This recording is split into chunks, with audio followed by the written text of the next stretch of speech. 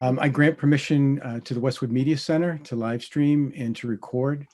Is there anyone else on the line that would like to record? Okay, hearing nothing. Just to start with my introductory comments, I'd like to give the caveat that we normally do pursuant to Governor Baker's March 12th, 2020 order suspending certain provisions of the open meeting law. And the governor's March 15th, 2020 order imposing strict limitations on the number of people that may gather in one place. This meeting is going to be a public meeting of the Finance and Warrant Commission of Westwood, Massachusetts, and it's being conducted via remote participation. Though we will, so we won't be allowing any in-person attendance. The public is encouraged to join our meeting and participate fully. Members of the public attending this meeting virtually will be allowed to make comments if they wish to do so during the portions of the hearing designated for public comment. And for those who do want public comments, we'd like to, those people, in order to be recognized, besides asking the question, they'd have to identify themselves and where they live. Okay. We have a real full agenda tonight. I feel like a broken record saying that because we seemingly always do. Tonight's agenda includes the budget presentations, which are very important for us, the school presentation. Now, the school is going to be a budget presentation, but we've also provided a little time. Thanks right up front for all the folks that answered our questions relating the school building. And so we left some time during our question period, not only to ask some questions regarding the budget presentation tonight, but also the answers to the questions that have been provided to us. Pam will be around to do the municipal budget and also the town budget. Then after that, after we're done, I've got a lot to go over too. We have to approve minutes. I'd like to make a motion regarding minutes of a prior meeting. We want to discuss the prior comments on onboarding that we had last meeting. And I would like us to agree on assignments to write up the warrant articles. So those are, coming quickly too. So we have a lot to talk about. Let me see. So with that said, let me do the, Jane, if you can do the roll call. Please. Peter Lenz. Here. Bill Bruce. Here. Jim Ferraro. Here. Lauren Fitzpatrick. Here. George Hertz. Here. Angela Hughes. Here. Peter Eddig. Here. Caitlin. I didn't see Casey, maybe.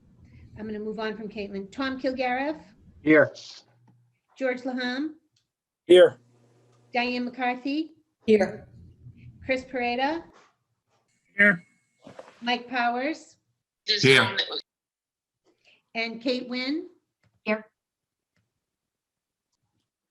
Okay, good. Did If we I could, see you come in? Sorry, Peter, for interrupting. no, go ahead. Okay, thank you. So if we could just to start off, do the Pledge of Allegiance.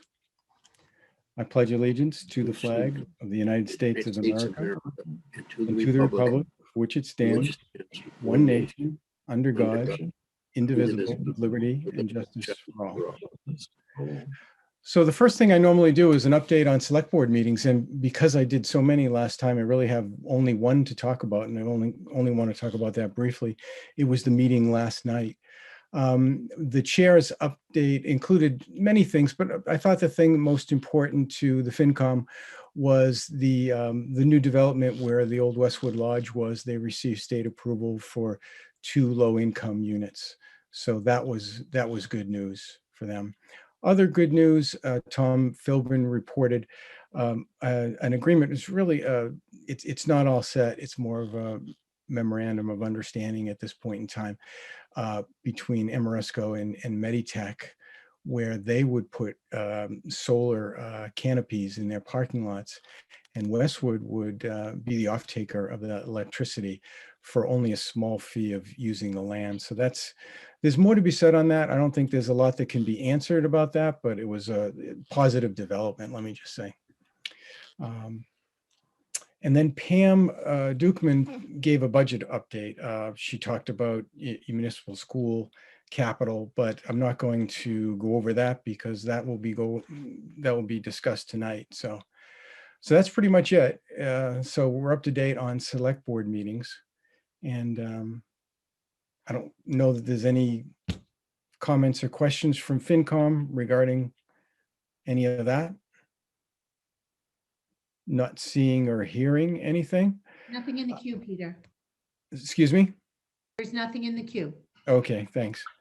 So hearing that, I'm not sure who is going to be presenting regarding the schools, if that's going to be Emily or whatever, but we have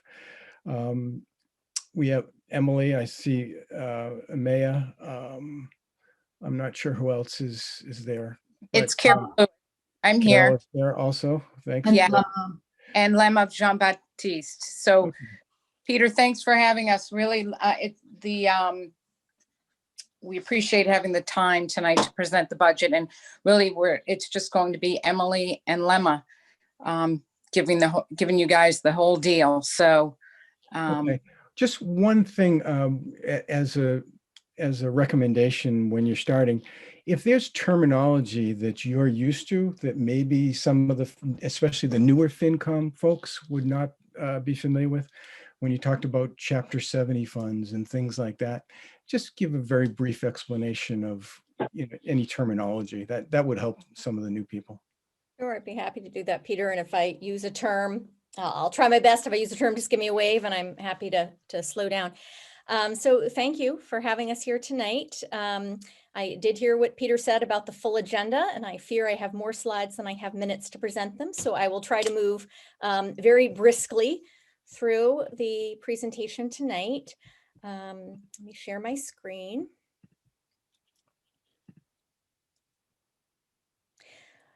So the plan for tonight is that I'm going to talk about the operating budget, and then I'll turn it over to Lemma for a few minutes to talk about the capital budget. And then we, of course, are happy to answer whatever questions you may have. So before we jump into FY22, I just want to provide a little bit of context. This, of course, goes without saying, has been a very challenging year for everyone. And so I want to say a few words about where we are here in FY21. The budget that we developed for FY21 was for a year that was very different from the one that we ended up with in reality. And so we've had to make quite a number of adjustments. We have had about $1.9 million worth of COVID-related expenses, things that we were not anticipating this year. And you can see they fell into some big categories: technology, operations for things like PPE, air purifiers. We have a COVID team. We've hired a nurse who's dedicated to dealing with COVID issues. So all told, the expenses are up quite a bit. At the same time, and I think there might be some misperception about this in town, we actually have also experienced reduced revenue. And that's because our budget does rely on some offsets that have to do with fees or revenue that we collect during the year. So for example, even though we were able to negotiate some savings in our transportation contract because we aren't using our buses as often, our bus revenue is down because we charge a bus fee to ride the bus, and our ridership is down because we aren't allowed to have as many students on the buses this year. Similarly, in food services, we made a 53% reduction in our food services staff at the beginning of this year. We unfortunately had to lay people off, but we're still actually running food services at a loss. We just don't have as many kids buying lunch this year as we would in a normal year. So we're dealing with that. And then our extended day program we aren't running this year because of COVID. And that's a tuition-based program. We do typically offset about $100,000 in our operating budget from revenue that's raised in that program. And there really wasn't a viable reduction in a bus or a custodian because we didn't have the program. So we're having to sort of fill that offset this year. But we have had some strategies for addressing these unanticipated situations. So back in late spring and summer, we made a decision to reallocate or to eliminate several staff positions that we had approved in the FY21 budget. We needed to carve out some room so that we could respond flexibly to what turned out to be a very different school model this year. So that was about $650,000.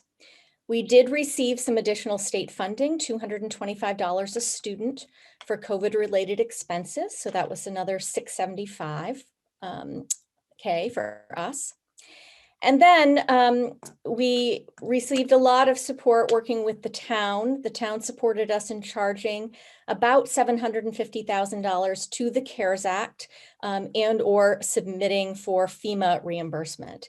And so with those different strategies, despite sort of this over $2 million unanticipated situation that we've had, I'm happy to tell you that we are on track to close FY21 in June without having to take further stabilization measures. And I think Westwood should really feel very good about that. I know I have colleagues in other towns who have had to go back to ask for additional allocations just to stabilize the FY21 budget. So turning to FY22, we've had to make some budget assumptions. And the first assumption we're making is that in the fall, students have returned to full in-person instruction. So we're budgeting here for a more normal year. We are assuming that the federal entitlement grants that we get, particularly for instance in special education, will be level funded. We're assuming that Chapter 70, which is state aid to schools, will be level funded. And what we're hearing coming out of the state right now, I feel fairly optimistic about that. I think that's a good assumption. We do rely on something that's called circuit breaker, which is funding that we get. It's reimbursement that we get for particularly high cost special education placements. And we are assuming that it will be funded at about 70%. Circuit breaker is paid in arrears, so it's a little bit difficult, a little tricky sometimes to predict what you're going to have from year to year. And then we're assuming that some of the fee-based offsets that I spoke about before will return to FY20 levels. So the story of this budget is really a focus on recovery and stabilization from what has been a very disrupted year and really more than a year. So if you think back to the closure last spring and then this disrupted school year. And we know that what we're going to need to do when kids come back to school is we're really going to have to assess sort of what has happened, what has the impact of that disruption been, and have a strategy for making sure that we're able to support kids where they are. So the things that our team identified in developing this budget are really three things. First and foremost is our ability to provide academic support and what we call intervention, which is really assessing on a particular skill where a student is, thinking about, is there a gap, for example? What do we need to do to kind of shore up that skill to make sure that they are still able to make good progress with their peers? So academic support and intervention. And mental health support. This has been a really difficult time for all of us and for kids in particular. We want to make sure that we can support that transition back to school. And then finally, we need to return to some strategic priorities that have really had to take a back seat for the time being, as we frankly have been kind of managing our way through crisis. So these are the things that we are thinking about in this budget. The good news is that we, in the last two budget cycles, included some positions that I think provide a strong foundation for some of this work. We added a part-time middle school English language arts specialist. Specialists are people who do this intervention work that I referred to. We've added some guidance counselors, a social emotional learning coordinator, and I think these will all be key roles as we think about the stabilization and recovery. So that brings us to the FY22 proposed operating budget. And you can see here that we are proposing, I think, a relatively modest increase of 3.4%.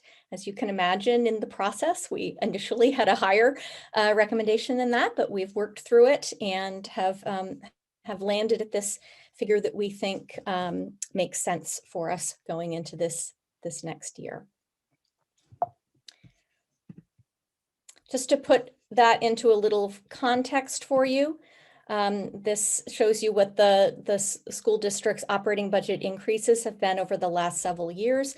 I think we still really are benefiting from a couple of higher increases back in FY16 and 17. We've talked about that before. This is when the new growth was coming on at University Station, and we were able to have these really healthy budgets, and that's provided a really good foundation for us. So you can see over the last several years, we've come in here sort of between 3.3 and 3.6% to this year's 3.4. I would just point out that last year at FinCom, I think someone asked me about the fact that it just seemed to be creeping up about 1/10% each year. And someone asked me if that was a trend that would continue. And I said, I didn't think that was actually a trend. And so I'm happy to see that it has not continued in that direction this year. So just to remind folks, school budgets are really about people. We are a personnel-driven organization. It's about adults working with kids.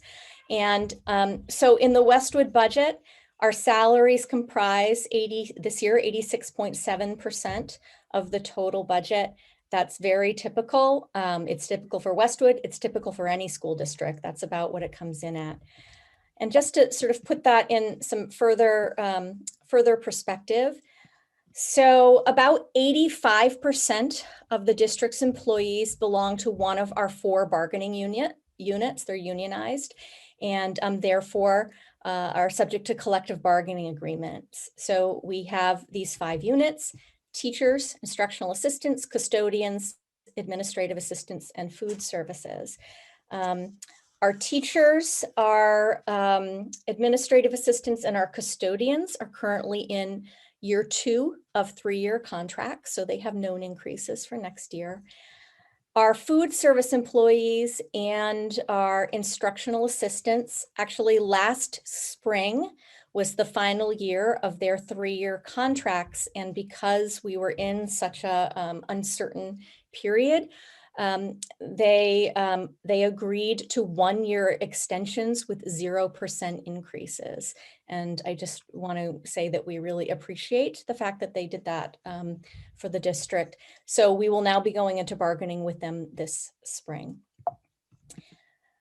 So if 85% of our employees are unionized, that leaves about 10% of our staff who are what we call non-bargaining. So they're just in positions where support positions, typically where the district sets a rate.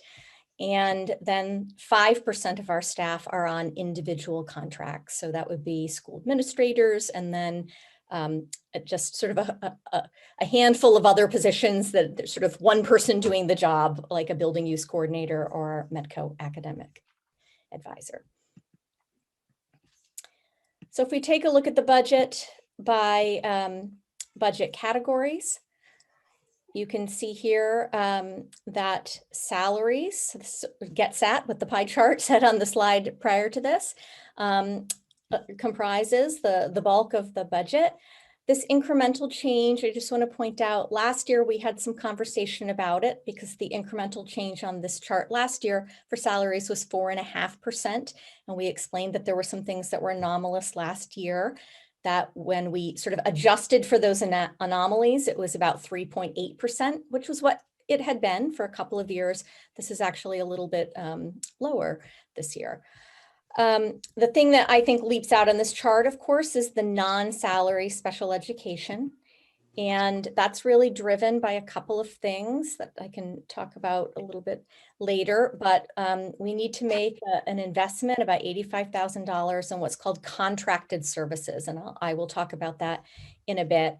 And we also need to account for some known increases in special ed tuition and our special ed transportation contracts. The special ed tuition rates are set by the state, and the contractual increases for transportation are known. So in general education, I just want to start by talking a bit about some enrollment trends, because this is one of the things that we look at carefully when we're thinking about staffing. And so this chart is actually slightly different from what was in the budget book. I extended the years out because I wasn't showing what I wanted to show. So I think what you can see here is that the overall district enrollment tends to hover somewhere around 3,000. It goes up a little bit, it goes down a little bit. But from year to year, maybe a percentage or two. What we really need to look at here is where the students are in the district. So in terms of grade level, how are the students distributed across the district? And what we've been talking about in the budget process the last several years is that we had seen what we were calling an enrollment bubble at the secondary level. And so we had enrollment increases at the middle school, and then it made its way to the high school. And at the same time, we were seeing a decline in the enrollment at the elementary level. And so during that time, we were really staffing up at the middle school and the high school to account for that bigger enrollment, and often reallocating from elementary, where the number of students was going down. So we're seeing a turn in that, though, so to speak, made its way through the middle school, and we took some incremental cuts in staff a couple of years ago at the middle school, and in fact now has crested at the high school as well. And so I'll talk more about that in a second, but this just shows what I think will be happening sort of year over year. Preschool remains about the same. That's because we have a certain number of classrooms in preschool. Elementary next year, I'm projecting to go down a little bit, but I have this asterisk. I think that this number is likely a bit low. We do actually have some sort of official projection reports that show this number higher.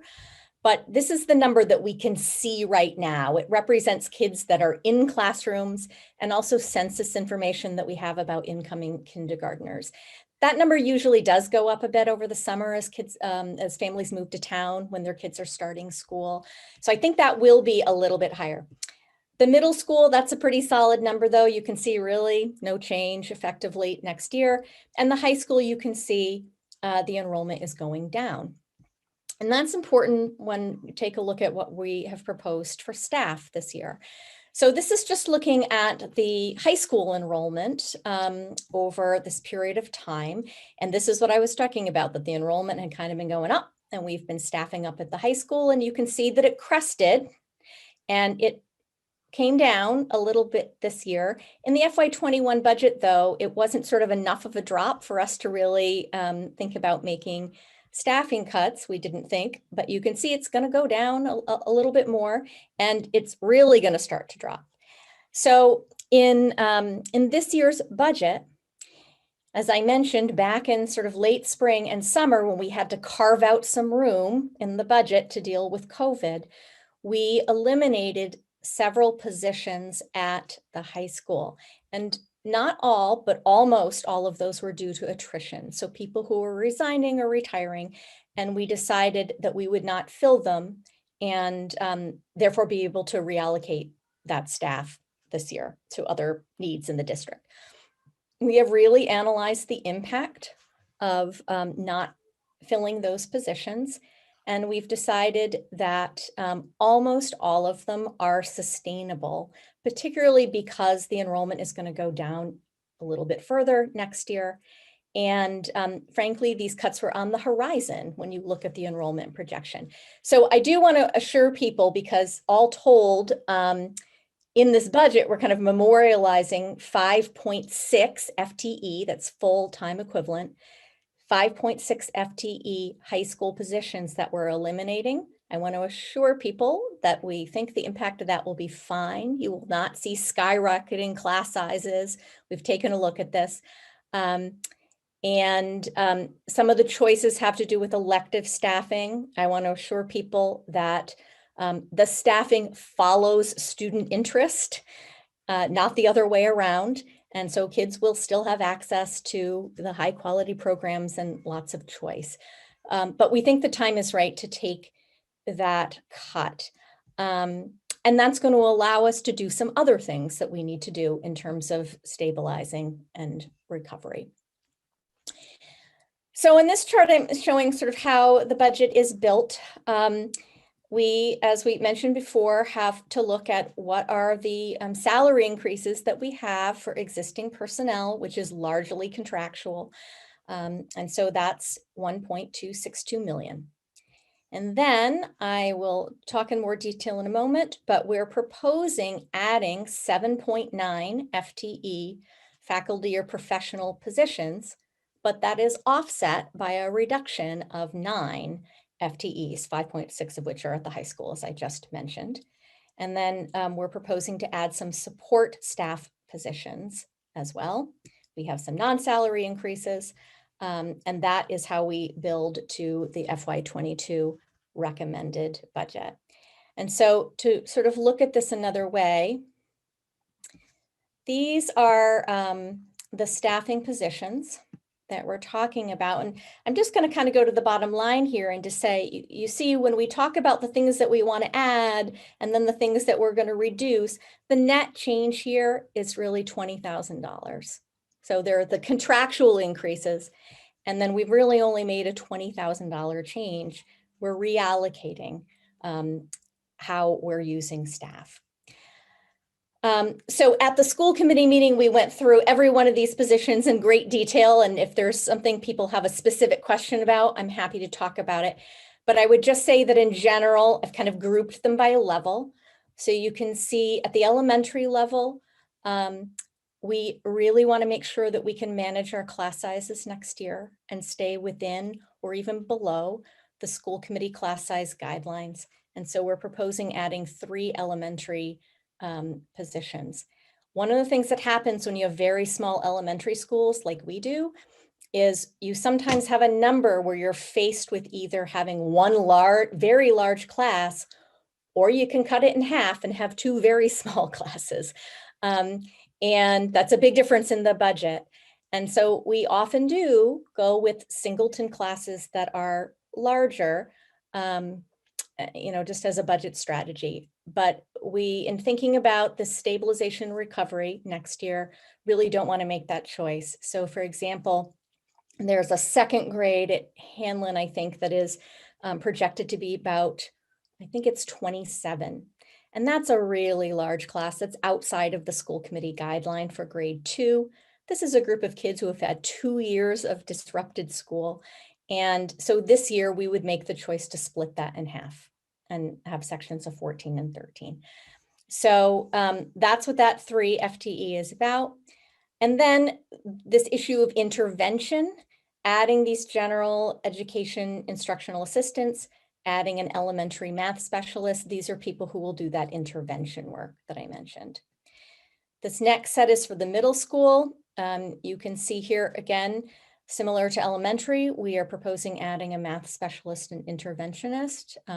There's some very critical foundational skills that happen in middle school in math that set kids up for success in the future. We want to make sure that we can get those skills solidly in place. We're also proposing at the middle school a special education teacher so that we can expand the capacity of what's called the TLC program. It's the social emotional program.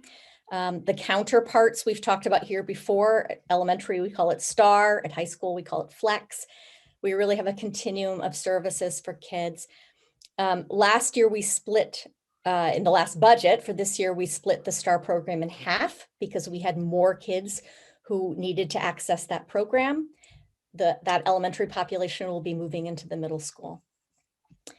The increase in department head is also about supporting a more robust intervention program at the middle school. We've proposed 2 academic support positions at the high school.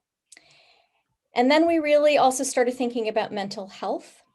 We are proposing adding a 0.3 FTE psychologist at Hanlon. Hanlon is currently the only school in the district that doesn't have a full-time building-based psychologist. We'd like to have a full-time psychologist there. And then this position is interesting. So we're proposing adding a full-time psychologist that would work across the district. We see this position as probably a 1 to 2 year position to help us through this return to school. The plan for this psychologist would be to have the person focus on just doing the testing and evaluation that we do for special education. And in doing that, we would take that testing load, or really significantly lighten the testing load of our building-based school psychologists, so that they could focus their time primarily on counseling, working with students, whole class supports. We think it's important to have those building-based people doing that work. They know students and families best. We would like to add a custodian. This year has really gotten us thinking a lot about cleaning and disinfecting, and we think some of these enhanced protocols will need to continue next year. So that is sort of how we arrive at this 3.8 FTE net, which again is a $20,000 add. And then just quickly, some non-salary changes. So we want to get back to some things that we were really excited about that have had to go on hiatus.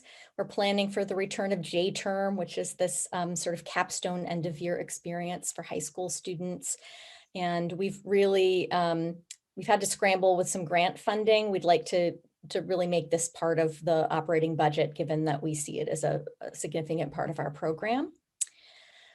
We need to increase our line for some software subscriptions. Some of that is because we want to get some new platforms that are going to help with that intervention programming, to help us with some quick assessments.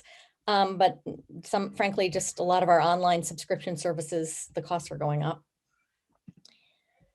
We want to provide some increased summer academic support. We've identified a cohort of rising ninth graders that we think are going to need a little bit of summer work to be sort of set off in the right direction for high school. We have about a $25,000 increase in regular transportation. That's a known cost having to do with our transportation contract for our yellow bus provider. We're in year 5 of a 5th-year contract, or 5th year of a 5-year contract. And then this one, I just want to say a word about. So we assume that though we will be back fully in person, that we're going to need to continue with a lot of the protocols related to COVID that we have in place now.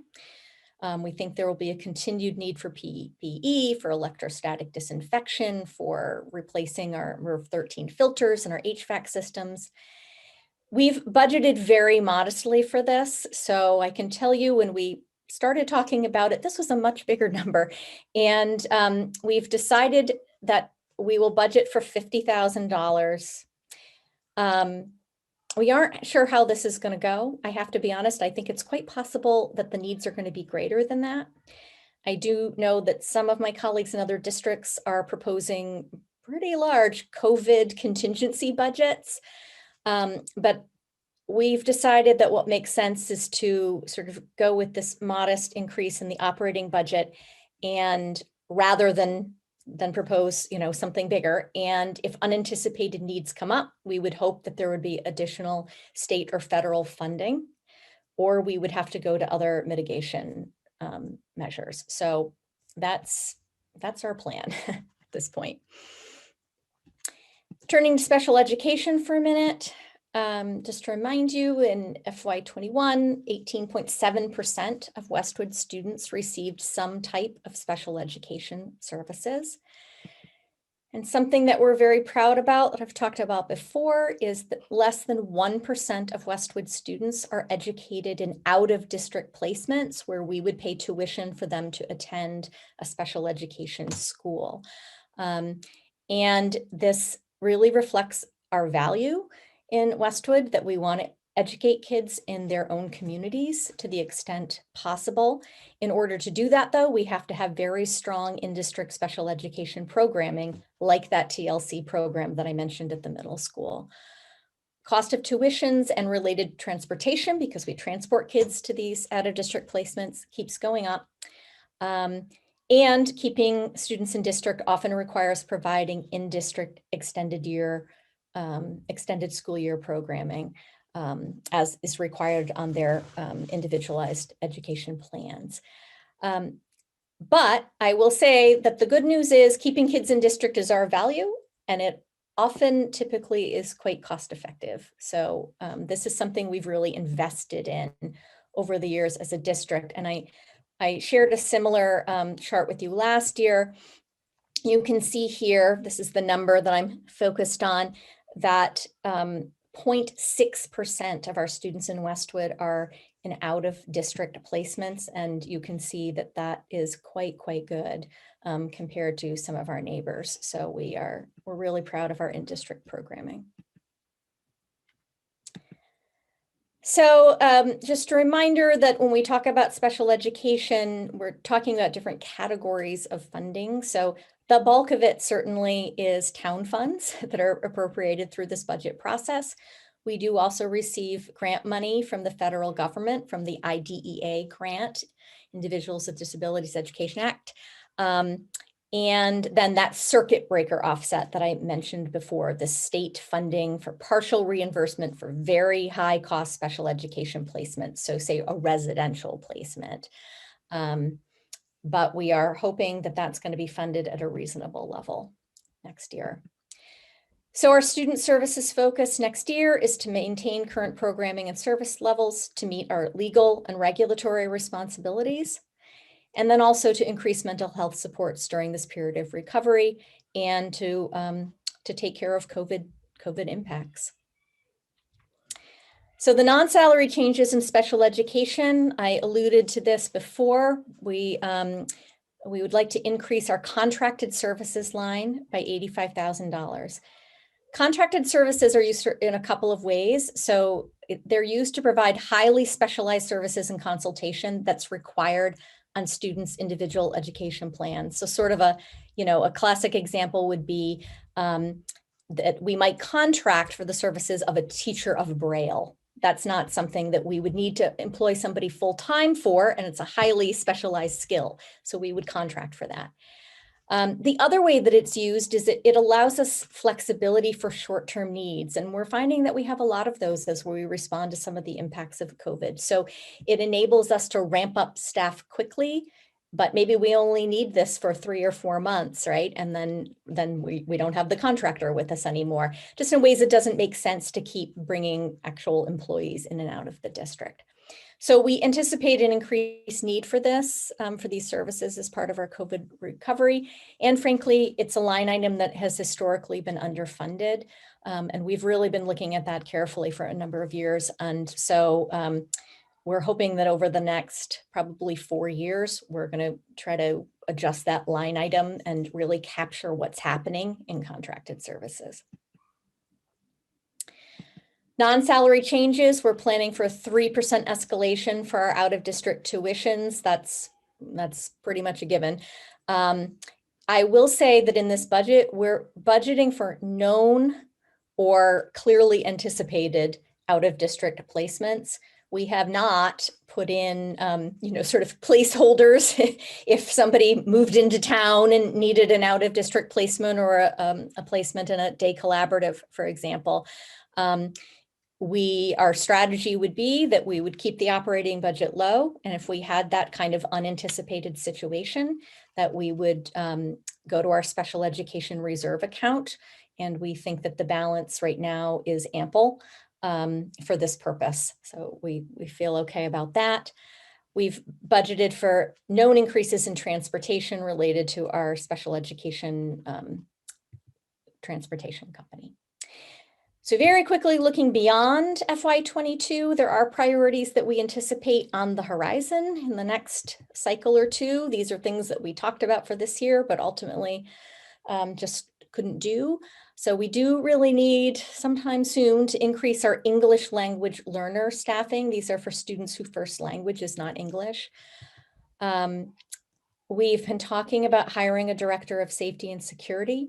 It was actually approved in the FY21 budget, but then we did not fill it as we were responding to COVID. As we talked about some of our priorities, our recommended budget doesn't include this for next year, but clearly it is a priority in the future. We are interested in expanding Westwood's METCO program to the elementary level. So this is a program where students of color from Boston attend school in Westwood. Our program in Westwood begins in 6th grade. To put that in perspective, there are 33 METCO member districts and 31 out of 33 of them begin programming in kindergarten. There was a time when Westwood did too, and I'm not sure the history of that, but somehow I suspect probably as a budget measure, it was scaled back. This is something I hear a lot about, and we would really like to think seriously about bringing kids in starting in kindergarten. And we also need to create an additional preschool classroom sometime soon. Our preschool is the Westwood Integrated Preschool. It's how we provide special education services to kids, to young learners. And we do need to increase that capacity. So let me ask Peter, would you like me to pause and do questions, or should Lemma roll on to the capital budget? Let's see if folks have specific questions. I'm okay to open it up to questions right now regarding the budget. And because the presentation is shared, I won't be able to necessarily see anybody. So if someone wants, Stop that. There you go. here we go. If someone wants to jump in, if they have a specific question. Okay, Chris? Hi, thank you very much, Emily. Very well done. I seem to recall, and correct me if my memory doesn't serve, it wouldn't be the first time, but I think that last year you moved some contract sped services out of the contract line and brought them in-house. We did. So I'm wondering, does this year, this proposal reflect some disappointment with what happened, or is this as a backtrack, or is this cost to something else? So good memory. And no, we moved some things from contracted services into salaries because the need for the services had just gotten to the point where it made more sense to hire a full-time employee to do it. And frankly, it's less expensive. It was a cost savings to move it onto the salary line. So that's why we did that. It's really not related to this year's need. As I mentioned, the use of contracted services has just been overspent. I think just because that reflects the reality of the needs that we have in front of us. And this year in particular, and we really anticipate next year, as we deal with some of the impacts the last year and a half, we think we're going to need to provide what are called compensatory services in special education, and contractors might be used to do that. All right, thank you. Emily, I have a question. Mhm. When you talk about creating an additional preschool classroom for the upcoming budget in years to come, and you reference the integrated, is there a possibility for, the integrated right now, I think is pretty much in a space-wise capacity. Is there any way that program or a similar program might be able to utilize the proposed new facilities at the Pine Hill? Mm-hmm. Paul Hanlon. Right?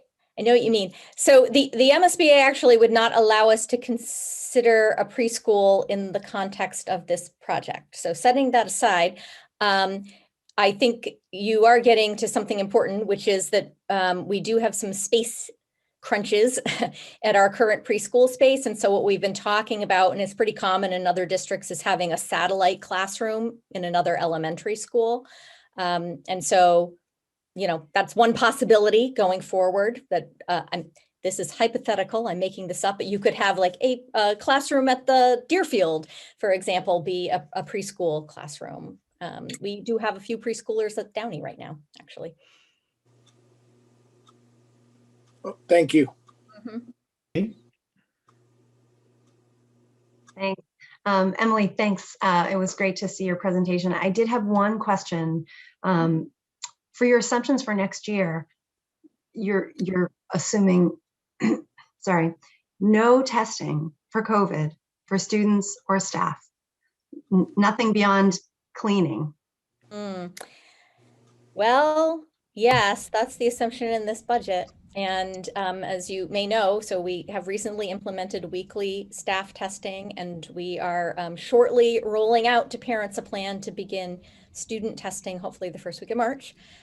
which I do think is going to be important. I have high hopes for vaccines. And, but I think you're getting at something important, Kate, which is that we really said we've got to keep this operating budget at a reasonable level. And so, you know, the school department does have some mitigation money. And our plan is that if we have unanticipated expenses or, you know, something like testing, I mean, I can't imagine that. I don't know that we're going to need it, but we might. And if we did, then we would have to go to that mitigation fund. That would be our plan.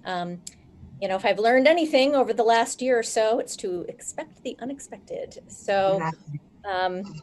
you know, we'll have to see where we are in the fall. And that would be the strategy if we feel we need to do that. I love your optimism. Emily, as a follow-up to that, the $50,000 number, what was your upside range on that number? Well, I think we started at 250. I'm trying to remember. I mean, it was somewhere up around there. We were looking at what we spent this year. Okay. And, you know, we have an inventory of PPE at this point. We've been really carefully monitoring the rate at which we're using it. So we do think we'll have some stockpile to start the year. And The mitigation money you talk about is from the University Station, correct? Correct. I think, as I recall, it's a $2 million number. Yeah. How much of that is still available? it's all there. I mean, almost Whoa. all, but I think we spent 30 grand. Okay. I mean, one thought I have is to me that I, to be honest with you, I think you're going to have to assume you've got to go forward with testing, with masks. This isn't going to go away. From what I've read, even when we're all vaccinated, we're still in a world for a long time to come of testing and mask wearing, especially until we can get all the younger kids vaccinated. So one of the thoughts I have, if there are certain fixed item expenses like filters, like fixed operating costs, why not assume you're going to have to fund those and put it together and use your mitigation funds? Mm-hmm. Yeah, I mean, I think, so let me say, I'm sure we're all going to be masked when in the fall. I mean, I don't think this is all magically going away by any stretch of the imagination. And I think we have budgeted for things like filters, the HVAC needs, student testing. That's, you don't see that in the operating budget. And I think it's very likely that we'll have to go to the mitigation fund. Absolutely. Yeah. But you think you might have to, you're talking about a $250,000 number that you would be able to take out of your mitigation funds? Yeah, potentially.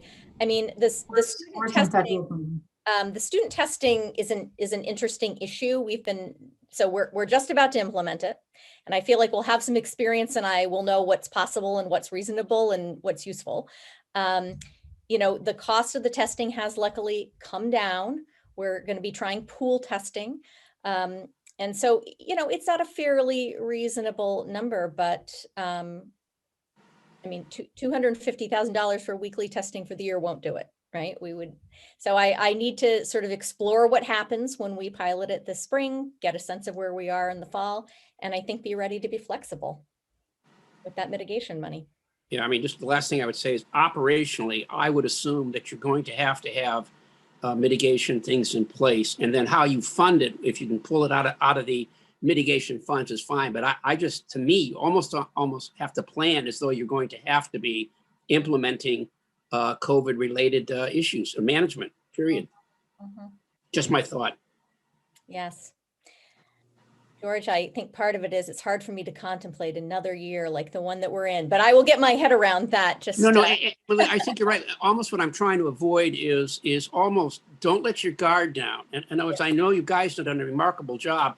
I'm almost saying to you, if you need 250, and let's assume you're going to take out a mitigation, but operationally just have your team understanding we're going to have to go forward and continue to do this. Yeah. Rather than all of a sudden deciding on September 15th of next year, we got to go ahead and start up again. Yes. I appreciate that comment. And I think the plan would not be to wait till September 15th. That's for sure. No, So I know. But my compliments, and also I will say my compliments on how you have handled this year, Emily. It has been a remarkable year in what you guys have accomplished. I'm almost encouraging you, to continue and don't, and just don't let the guard down and keep up the work you guys have done. Great. Thanks, George. Yeah. Diane, did you have a question? Yeah, Emily, I have a totally different subject, although I guess I want to echo George's congratulations on the work that you've done this year. Just remarkable. And thanks for this great presentation. You answered almost all my questions, but another one came to my mind. You had commissioned a safety study, a safety and security study.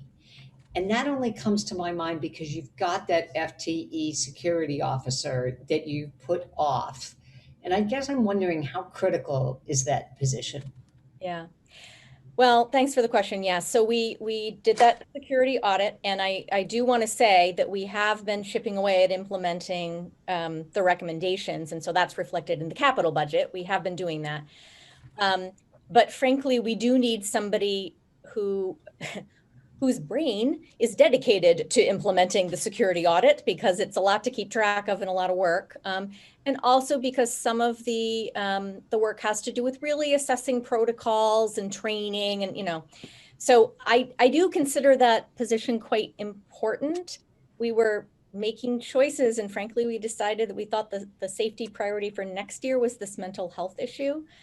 But having said that, at the school committee meeting last week, the school committee also had questions about the safety director and really encouraged us to come back to them at the meeting this Thursday and talk about even could we put it in, say, starting in January, right? It's one of those positions that you don't have to have that at the start of the school year, whereas usually you do in a school. And so we're going to cost that out. That would be about it's part-time job, so probably about $20,000. So we're going to come back to them with that information on Thursday. Great. Thanks. Great explanations. I think in the interest of time, I'd like to move forward to the capital. Then at the end of the capital, we could ask questions regarding capital and also any MSBA kind of follow-up questions. Great. All right. Well, I am going to turn it over to Lemma. Great. So I'm starting this presentation with a slide that shows you a 5-year look back, as well as the proposed breakdown for our annual capital in FY22. So looking at the 5-year look back, I want to highlight, Emily, if you click forward, the number, the bottom line number on FY19 and 20 there was a jump in the annual capital that we've been granted by the town, and it happened in FY20 where we received a higher allocation as a nod to the fact that it is very expensive to maintain our buildings and our equipment, and that there was some deferred maintenance that really, we needed to start to chip away at. So we were very grateful for that increase, and the proposed capital budget for FY22, proposes that within that same level of funding, where we would allocate the funds. And you'll see there's a small increase in HVAC there in FY22. I'm proposing 217,000 there, partly in observing that we've always spent every penny of our HVAC budget, but also we are in this climate where HVAC systems are absolutely critical for our schools. So that's a small increase. And we are also proposing 50,000 for a vehicle, because our vehicles have been aging and we have to continue to make replacements there. And I'll speak more to that as I get into details. So to give you a taste of what kinds of projects we fund with our annual capital, I'm listing a couple of sample projects that might be prioritized this summer.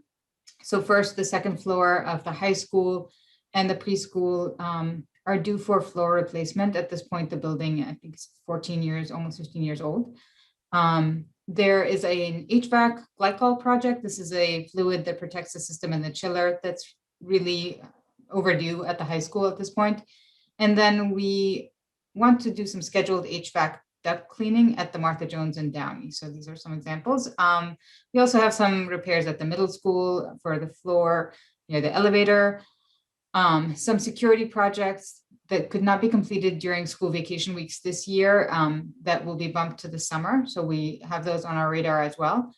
And then I think the last couple of bullets here, we have a maintenance shed project that we've discussed with the rec department. So if they go forward with their half, we would meet them and proceed with ours. This is a collaborative project we're doing. And I always look to student services for recommendations with respect to AC installations. So that's something we would respond to if there's student need.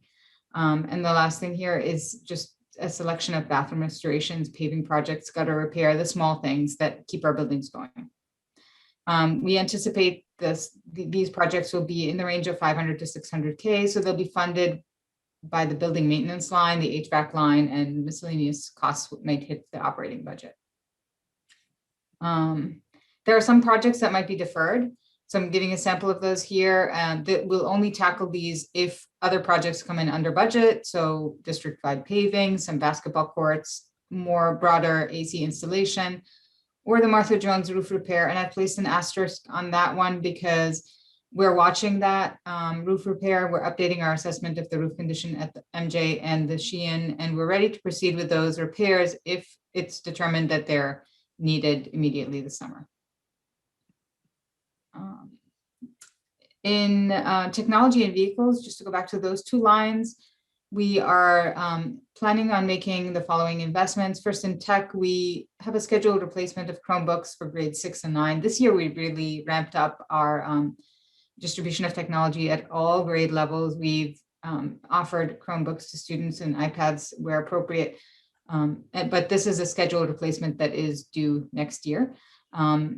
So that's 450 Chromebooks. The other item here is a secondary firewall, and this provides additional protection for our network and also allows students to remotely access for specific resources in engineering or graphic design that might not be available on their Chromebook or at home.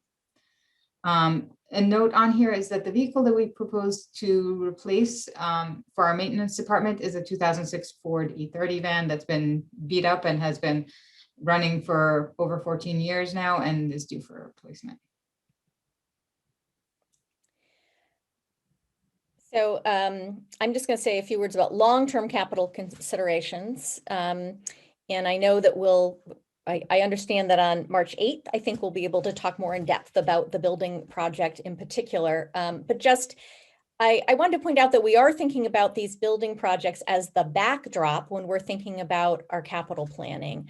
And so this is a timeline, just to remind you sort of where we've been on the Hanlon Deerfield project. And I won't go through all of this, but it dates back to 2015 with our master plan capital needs study, and when we applied to the Massachusetts School Building Authority to get in on their program that provides partial reimbursement for school building projects. We were accepted into their eligibility phase back in December 2018. You are only allowed to apply to the MSBA for one project at a time, one school. And so we applied for Hanlon, as you know. Based on this study in 2015, it seemed that Hanlon was the one that was the most reasonable to apply for. Once we were accepted into the program, the district did go and meet with the folks at the MSBA and explain to them that we had needs beyond Hanlon. And they agreed that we could explore a project that basically would sort of solve for 2 school buildings. And so we were able to expand their investment to what is now the Hanlon Deerfield project. I will say that we took a shot at seeing if they would go for all 3, but that was not one of the possibilities. So we feel good about taking care of 2 buildings in this project. So we've been in the feasibility stage. We're here in the green, right? This is where we are now in this project. And I just bring this up to say that clearly we have very significant capital needs at Hanlon and Deerfield, and the capital improvement plan for those 2 buildings is this MSBA project. This is the plan for Hanlon and Deerfield. And so when we think about what kinds of maintenance might we need to do, we're really thinking about sort of the timeline to get us to a new building. And so there are some projects that will proceed on schedule that we just need to do. We are going to maintain the building, but there are other things that we aren't going to do because we don't want to continue to invest in some things, assuming that this project is really the plan for Hanlon and Deerfield. Similarly, we of course are always thinking about Sheehan. We did a very lengthy feasibility study process with some detailed evaluation criteria, and ultimately out of that process, it was decided that Hanlon and Deerfield would be consolidated. But back in February of 2020, the school committee did allocate $30,000 for a high-level design study for what at the time we referred to as the remainder school, because we weren't sure what the decision would be around consolidation. It now turns out that that is Sheehan. And so the school committee is about to review the results of that design study, look at different project options, engage the community, think about what project should move forward. Is it a renovation? Is it a new build? And we've been talking about this potential timeline. So I just have to say, this is just what the school committee has been talking about. And it represents what we think the school department could realistically manage in terms of building projects. And so under this potential timeline, we would be targeting spring of 2023 to ask for design funding through bidding. And then in fall 2024, we would come to the town, to the residents to vote for the full project funding. And what isn't on the chart is that in between here, the new Hanlon Deerfield School would open. And then this timeline would put us on track for a September 2026 occupancy.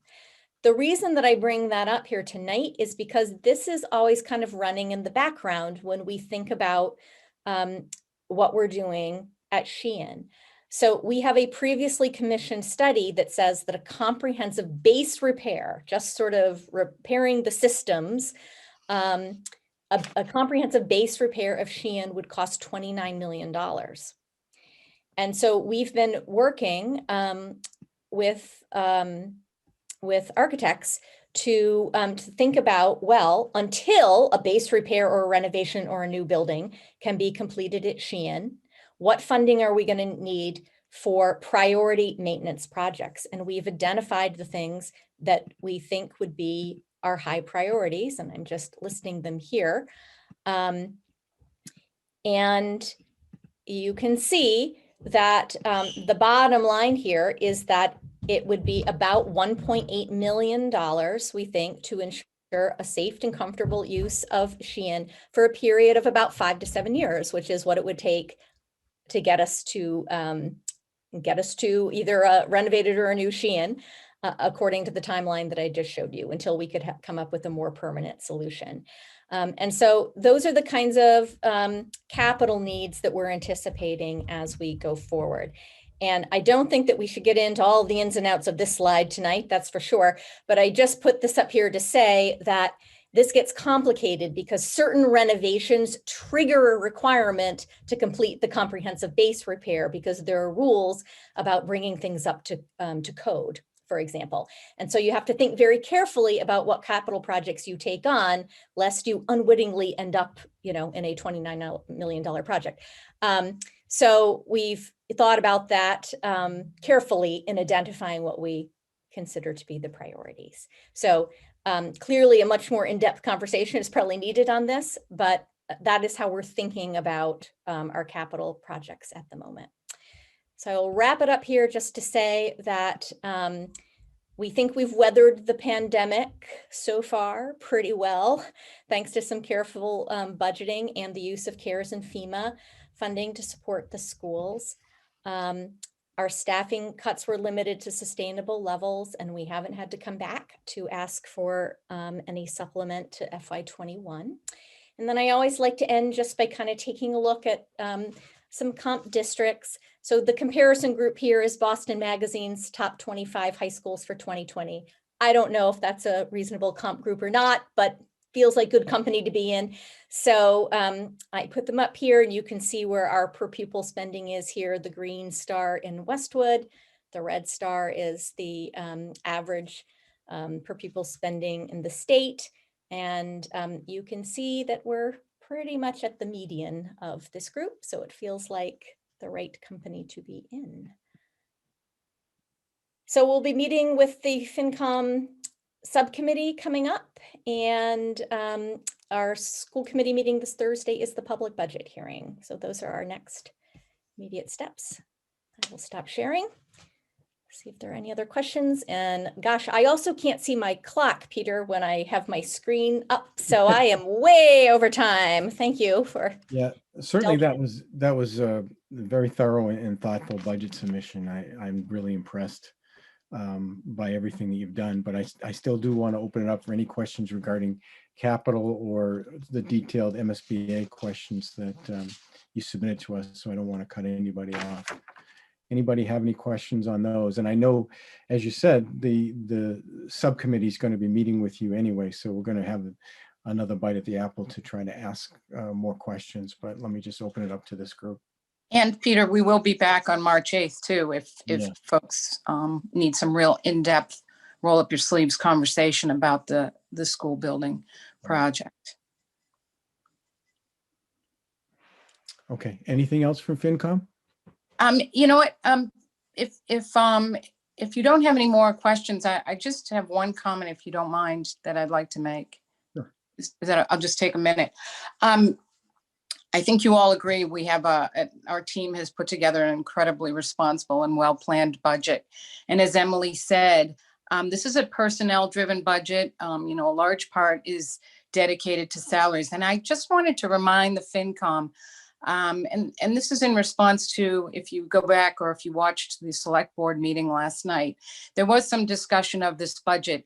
And I want to remind the FinCom of something that happened last year that I have never seen before, whereby our administrative team, so includes 7 principals, the two assistant principals, the preschool director, our superintendent, our assistant superintendent, the tech director, the Medco director, and our business director, all on their own volition gave back their cost of living increases.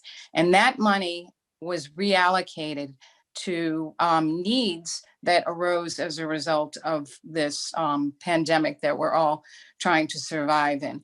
And there was a comment last night about the cost of living increases, and that when they were talking about our budget, that there was a concern about the fact that the cost of living increases for these people is based on what they would have received as salaries had they taken their cost of living increases last year as intended. So I just want to say that there should be no confusion on this. There was no discussion that we would skip their cost of living increase when we're considering their cost of living increase for this year. And frankly, I think it would be, considering the incredible amount of work that these folks have done to address all the needs during this pandemic, that it really would be shameful, if you will, on our part if we didn't take into consideration what should have been the COLA increase for last year. So I just want to put that out there in the event that, you know, you're thinking up other questions, or you watch the select board meeting and you're scratching your head about that. And that's it. So unless anyone has any other comments, we appreciate your time. And we look forward to further discussion next month too on the school building committee. School building project, sorry. Anything else for us? Thanks to all. Really appreciate it. Okay, great. Well, thank you for your time. Okay. And we will see you again soon, I believe. Thanks. Thank you. Thank you, Thank Emily. you, everyone. Okay. Bye-bye. Bye now. So Pam, I see that you're on. I am here, yes. Thank you, Peter. I think I'm going to share a document, and we'll start with the municipal budget. Sounds great. Okay, so let me just make sure.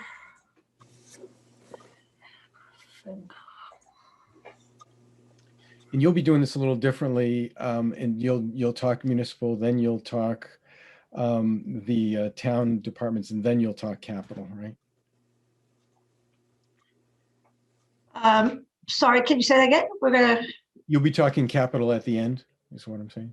At the end of this presentation here, we'll talk municipal capital. Right. Yes. Okay. But I just want to start off. I believe Chris Coleman is on the call. And Selectman Hyde also. So I don't know if they want me to start with this, or. Yes, Pam, go ahead. Me go ahead. Okay. All right, so we'll just walk through the municipal budget, and we did send out, can you see my screen? I'm sorry. Should have checked that. Yes, okay. We sent out the budget last week, I believe. So we'll just walk through, these slides are all in that budget document. So looking at the overall FY22 municipal budget, it provides for high quality services that respond to a wide variety of areas and age groups all throughout the town. That's the challenge on the municipal side, is that we're kind of serving so many and have such a diverse area of services that we do. The municipal budget, most of that, 45% is our public safety department, police and fire. 20% of the budget is DPW. So 65% of that budget is public safety and DPW, really the bulk of our budget. And you'll see that as we look at where are our staffing, where are our salaries, it's in police, fire, and DPW. That's really, the overall main service we're providing to the community. But certainly lots of other services there. And as I said, kind of reaching out to young and old in town through our council on aging department, our library, our recreation department, youth and family services, really providing a lot of programming throughout the community. And then we have kind of our state required administrative offices, zoning, building inspection, health department, veterans offices, and then kind of our more administrative offices and finance departments that do our collecting and billing and that type of thing. So just a real variety of services. Again, the bulk of that, public safety and public works. So our budget, like the school, is really salary driven. The major portion of our budget, almost 80%, is spent on salaries. So our FY22 budget proposal is a $22.3 million budget, and $17.5 million of that is in the salary area. So we are really, our service delivery is through our staff. This slide looks at how are we allocating that budget among all of our different functional areas. So again, a $22.3 million budget proposal for FY22, $686,000 increase, or 3.17%. And much like the schools, we did start with a higher number there and worked to bring that down the best we could to this level to have as streamlined a budget as possible for FY22. So again, the bulk of that spending, 45% in public safety, 20% in public works. And when you look at where the increase is coming, the 686,000, 300,000 of that in public safety, and almost another 150,000 in public works. So almost 67% of the increase is coming in just those two areas. Again, makes sense for, that's where we're providing the service. It's where the increases are coming. So looking a little bit more at the changes in the budget. So 22.3 million or $686,000 increase, 600,000 of that is coming in the salary line, a 3.6% increase in the salary line, a much smaller increase, $83,000 or 1.8% in the expense line. So looking at the salary increases, I'll be clear, there are no new positions in this budget. The municipal departments really for FY22 are trying to get back to regular services coming out of this pandemic. Much like the schools talked about, we're looking for kind of that stabilization of services, looking to get our programming back into our buildings, welcoming our residents back into the COA building, into the library for services. So we are not taking on anything new in FY22. There are two items where we had changes in the current year, and we need to continue to budget for that in FY22. One is in our public Board of Public Health department. The public health nurse position turned over this year. There was a vacancy, and when that went to be filled, it was authorized to be filled at full time. It had been only part-time. And due to the tremendous needs in that area, it was authorized to be funded at full time. We're going to carry forward that budget into FY22. That's about a $15,000 cost. A similar item, we're experiencing increase in inspections in building activity throughout town. Our residential construction and renovation activity is really skyrocketing. We needed some additional hours in that department. Some staff who had been working on University Station inspections and funded through some funding specifically for that are now moving over and working on kind of ongoing residential projects in town. We needed to add hours in that department to handle those inspections, and we need to carry that forward into the 22 budget. That's about $38,000. So those are the only two changes in staffing, not full-time position, but an increase in hours in those two areas. The other piece comes in the increase in salaries, about $530,000 for contractual obligations, COLA increases, step increases for all of our town departments. About 70% of our employees are in collective bargaining unions, and those increases for those staff are included in this line item. Looking at the expense side, as I mentioned, $83,000 in total, or a 1.8% increase in total expenses. We really tried to minimize what we needed to do. All of our departments in this side of the budget. We have a list here that shows where the changes are coming. We do have a slight decrease in the town clerk expenses, $13,000. That typically goes up or down based on the election cycle. Next year is a calmer election cycle than this year, which was really very, very busy. A few minor expense increases in our fire department, our police department for some additional training. Building maintenance, $19,000 increase. We are really committed to make sure that we are maintaining our buildings at the proper level, both existing buildings and as we're bringing new buildings online, the police station, the fire station, we really want to make sure that we're keeping those up to date. And then one item, $43,000 in our department that covers all of our software and hardware maintenance. We have a centralized IT department, and as departments purchase new software for their operations, the maintenance fees are covered in this department. So we did have an increase because of some new public safety software that needs to be purchased. We need the licensing agreement for that is in this department. So the listing here, but really that's it.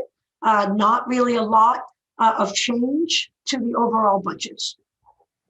This slide, and we have more in the actual budget document, shows the history of the budget increases over the last couple of years. So 3.1% proposed for FY22. That is less than what it's been the last couple of years.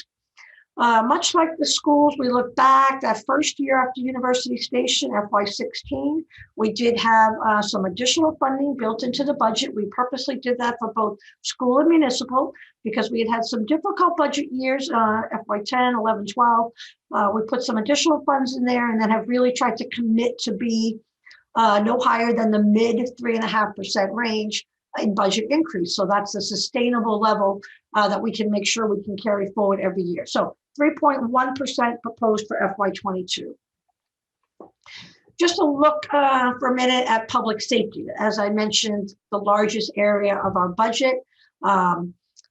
It's an important area for us to always look to make sure that we have appropriate staffing in our police and fire departments. And many of you who have been on FinCom for a while remember that this was very much a topic of discussion before the onset of University Station. Did we have appropriate staffing in town? What would be the impact of University Station coming on? We didn't want to diminish staffing to other areas. So we have been able to, since University Station, add to our public safety staffing. Since FY14, we have added 23 public safety positions, including 14 firefighters, 7 police officers, and then 2 in our dispatch. We have not added any staffing since FY19 in police and since FY20 in fire. The last were 2 additional fire positions in FY20. So none in FY21 and none proposed for FY22.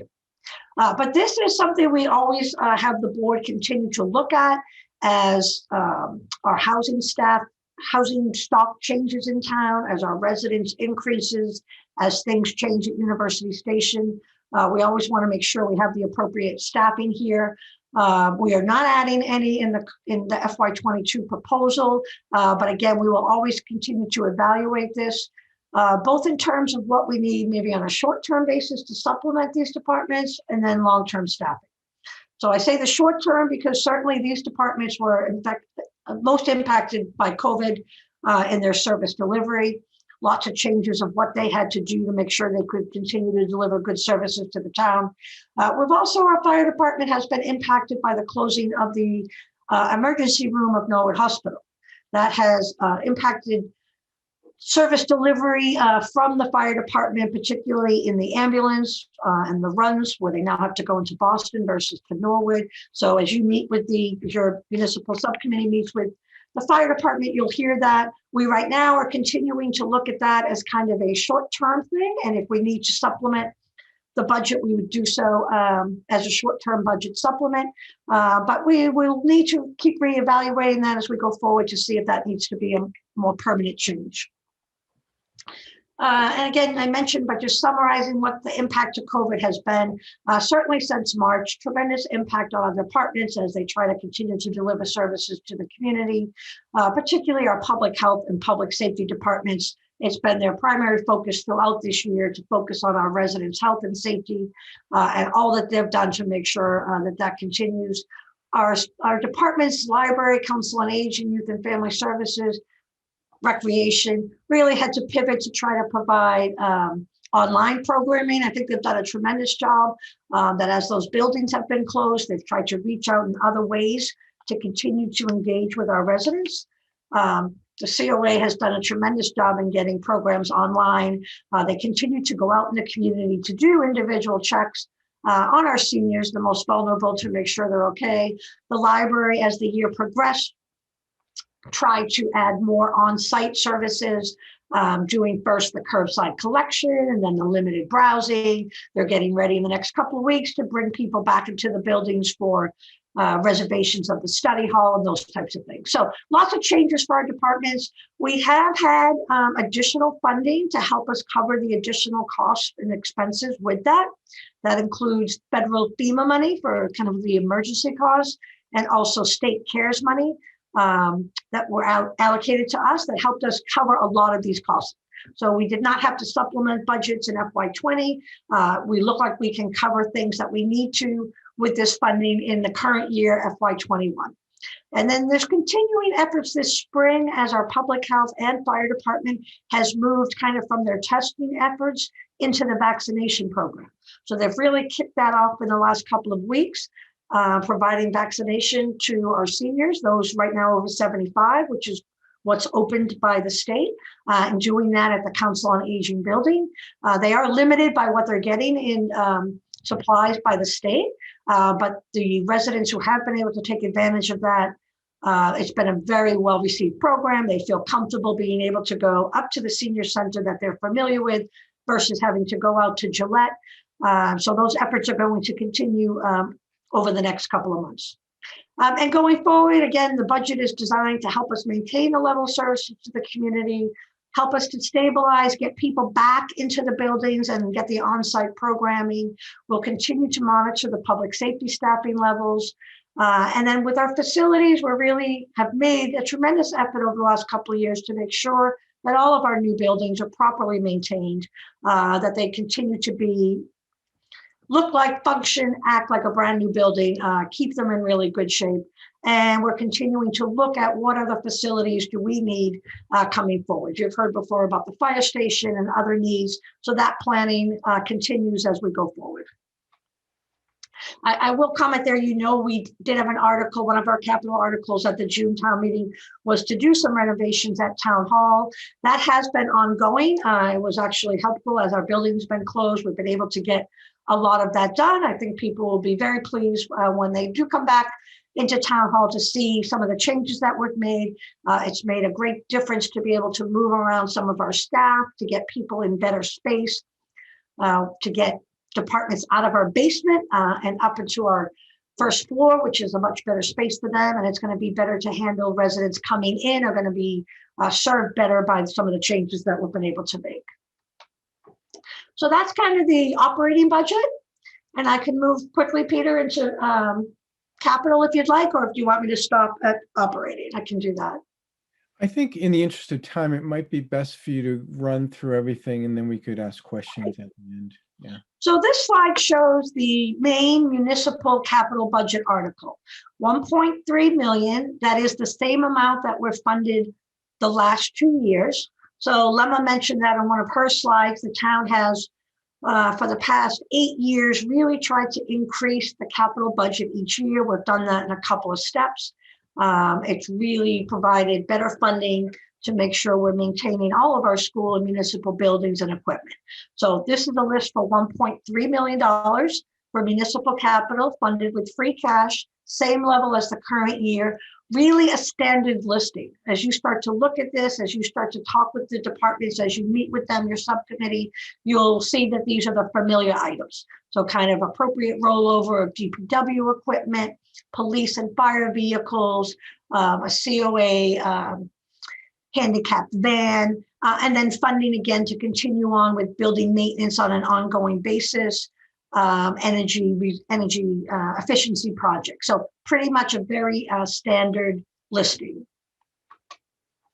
We do have an article that has funding with kind of other revenue sources. And again, we have this each year, small items for the fire department that we fund with ambulance revenue, some breathing apparatus and some of their rescue equipment. So that's standard each year, coming with the ambulance receipts. We do have this year, it is at a point where we need to replace one of the ambulance. It's up for rotation. That's a $387,000 item. So this article will look a little larger than it did last year because of that item there. Again, funded from ambulance receipts. That's what that revenue is for. We save that revenue when we need to replace an ambulance. We have the funding to do so. One item from the sewer, the stormwater requirement that we've been doing every year at the $70,000 level to keep us up to date with that program. That's funded with the sewer retained earnings. So that's standard for each year. As the committee knows, we have the town overall each year has tried to do additional capital beyond the base school and municipal to fund kind of some town-wide projects, either items that had been deferred and we were trying to catch up, or kind of town-wide programs or recreational needs that service everyone in the community. So we do have one article with 3 items this year with that. It's just over $1 million, $1,060,000. It's the same level of spending that was done at the June town meeting. It includes one item, $750,000 to replace the turf field at the high school, what's called the multi-purpose field or the practice field that's in the back of the parking lot at the high school. This item was scheduled for rotation last year. We did hold off on that, but it does need to go forward. I think that might be about 12 years old at this point. So we had done the main Flay High field a couple of years ago, and this would be to replace the other turf field. And then 2 items for some pool repair work, $200,000 for deck resurfacing, $110,000 for drainage and refurbishment of some of the inner lining. Those items were originally on the warrant for the June 2020 town meeting. They did not go forward. So you would have reviewed those items already last year. They're back. They do need to go forward at this point.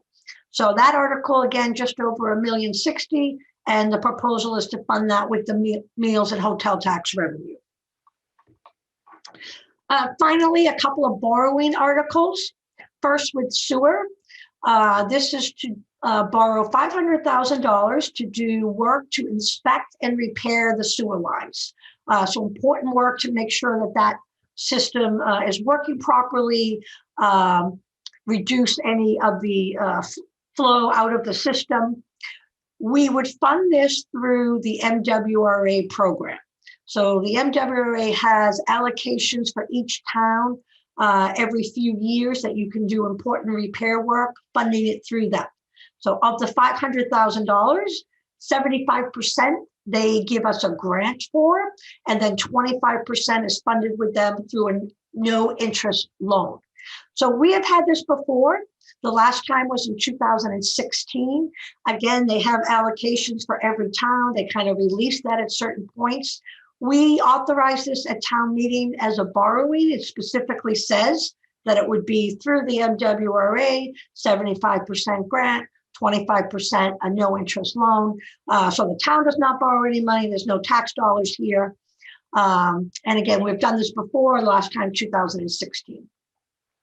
And then finally, 2 pieces of equipment and an additional borrowing article, a large piece of equipment for the DPW, a roadside sweeper, $250,000, and then the fire department, that swap body multi-purpose vehicle, $380,000.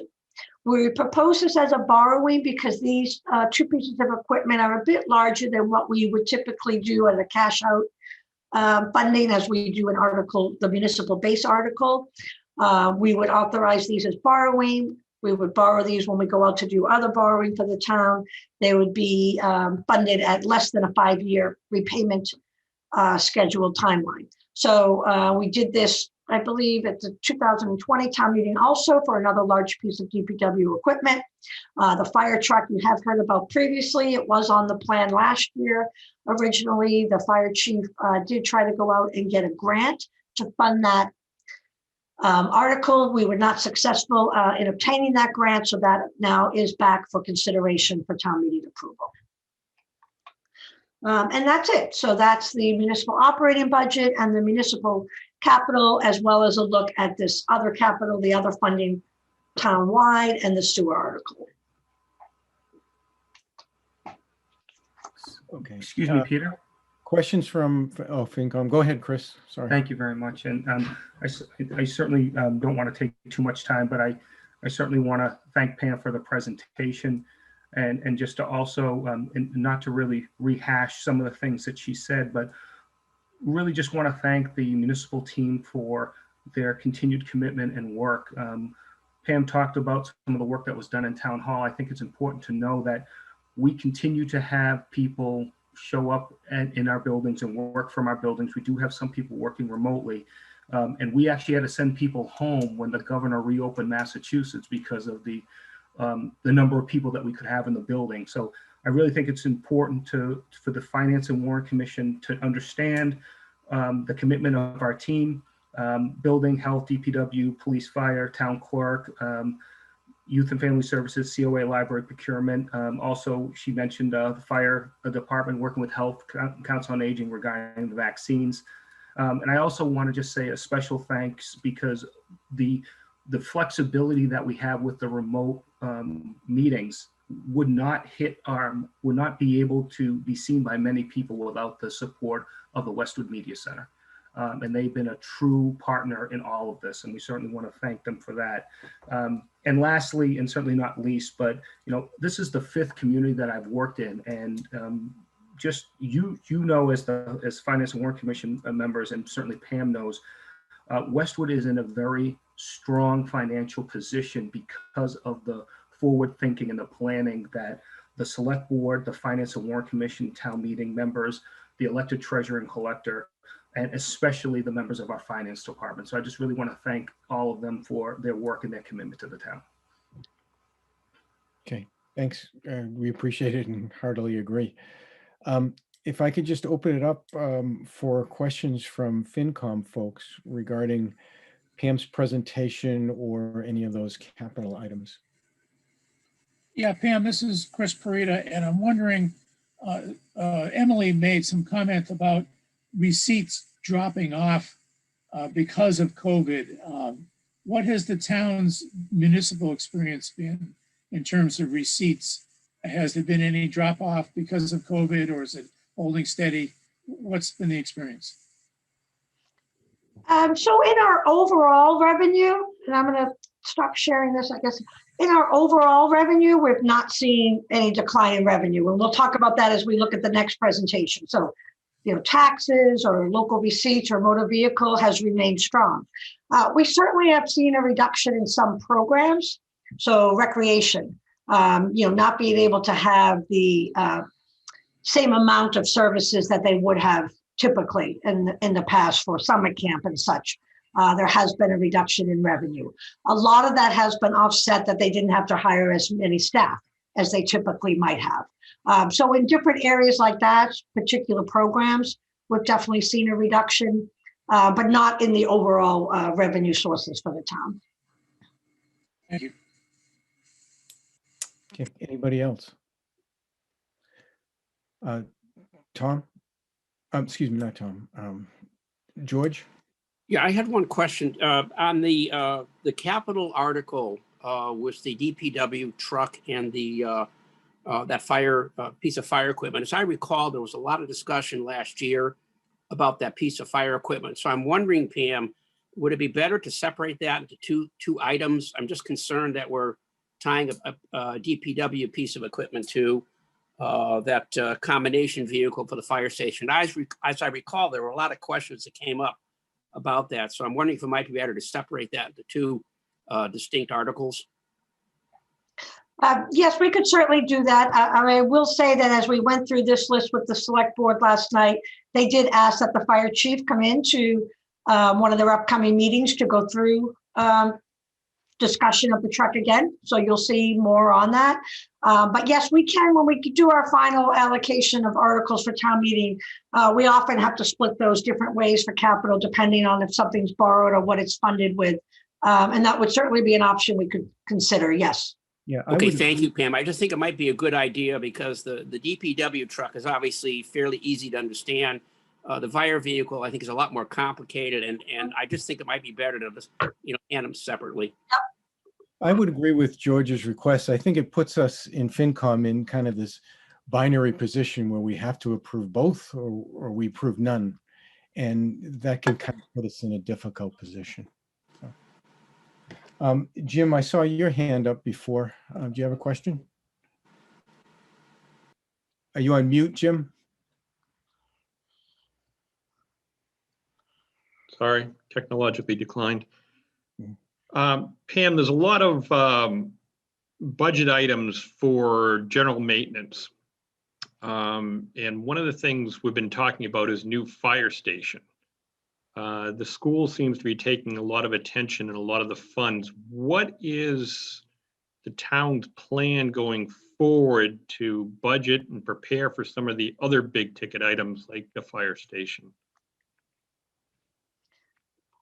Yeah, certainly something we're talking about. I don't have any more specifics for you tonight on the fire station, but that is the next big project that we need to tackle on the municipal side. So, certainly pleased to get the other fire station done and the police station. We're working hard to complete the Wentworth project on Islington, finally moving along, and that will be a terrific building when that's done. And we're taking this opportunity to, as our buildings have been closed, as we said, to do some maintenance work within Town Hall and Carby Street. But certainly the fire station is the next project that we need to tackle. Any other questions until Pam gets to the second part of her presentation? Okay, not seeing anything. Pam, why don't you go ahead? Okay, so I'm just gonna need to share that other document. If I can just give me 1 minute. I'm not the best at this, but I practice. Okay.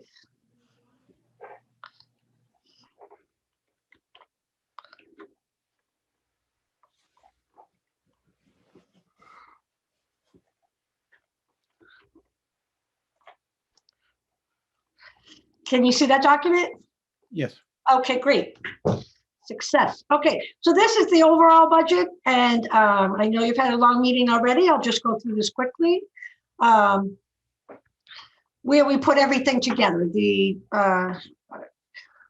school and municipal budget and the capital and how we're funding that. So I'll just mention every slide here is going to be in the summary book. We are just finishing that up. We'll get that out to you definitely before the end of the week. But that's the book that looks at everything, and every slide here tonight will come from that. So in that book, in the beginning, we show the specific budget that's being put forth for FY22. That middle section shows you all the information on all our finances, really all the material that goes into the town meeting book.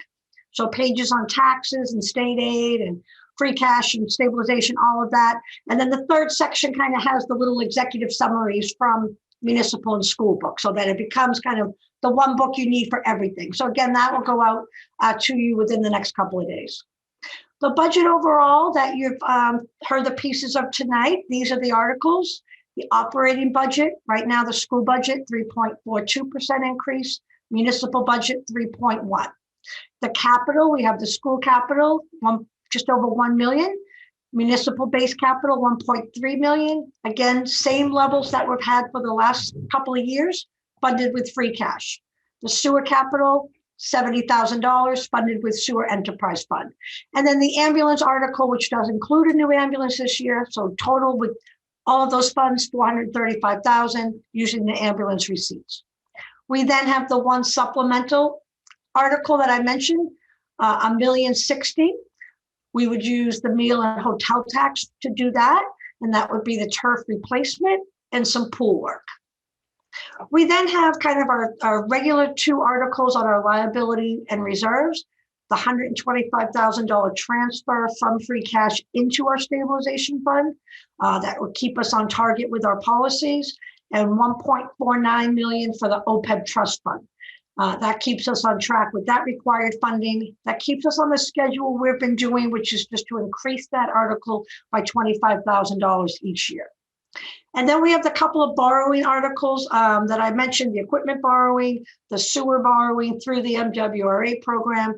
And then you've heard, and you'll hear more, the schools, if they come forward with that request for kind of what they're calling the bridge funding for the Hanlon project, to put off the big project until the fall and request some funding at this town meeting to continue work over the summer. I have that here at 1.6 million, but they're still doing further discussion on that. I believe they're coming to a select board meeting soon, and that number will be updated when we have that. So overall expenditures with all of those items you've seen there, we do at this point have a balanced budget.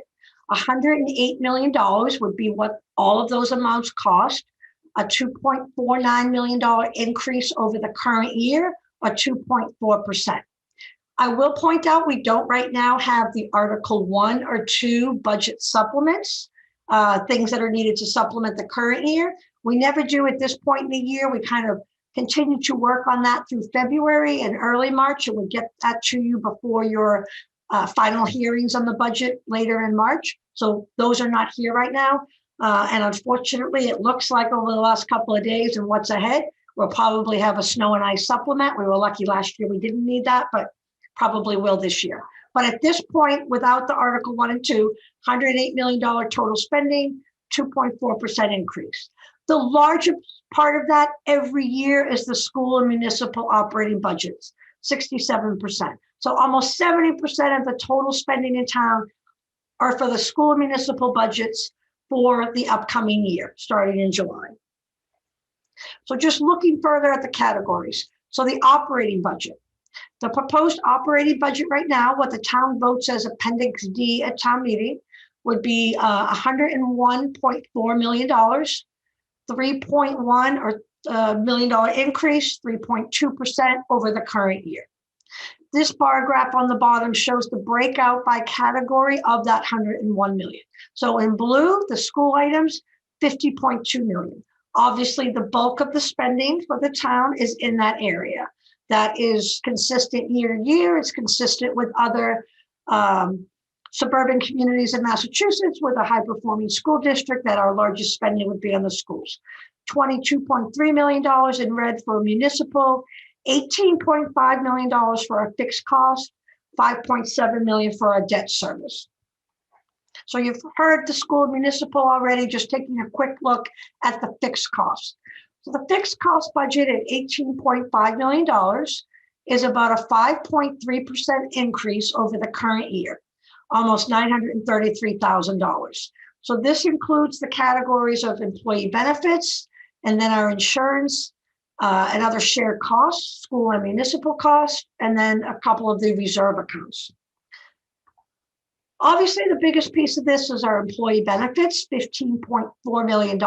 This includes our health insurance, pension, taxes, all of those items for school and municipal employees. It's all paid out of this budget.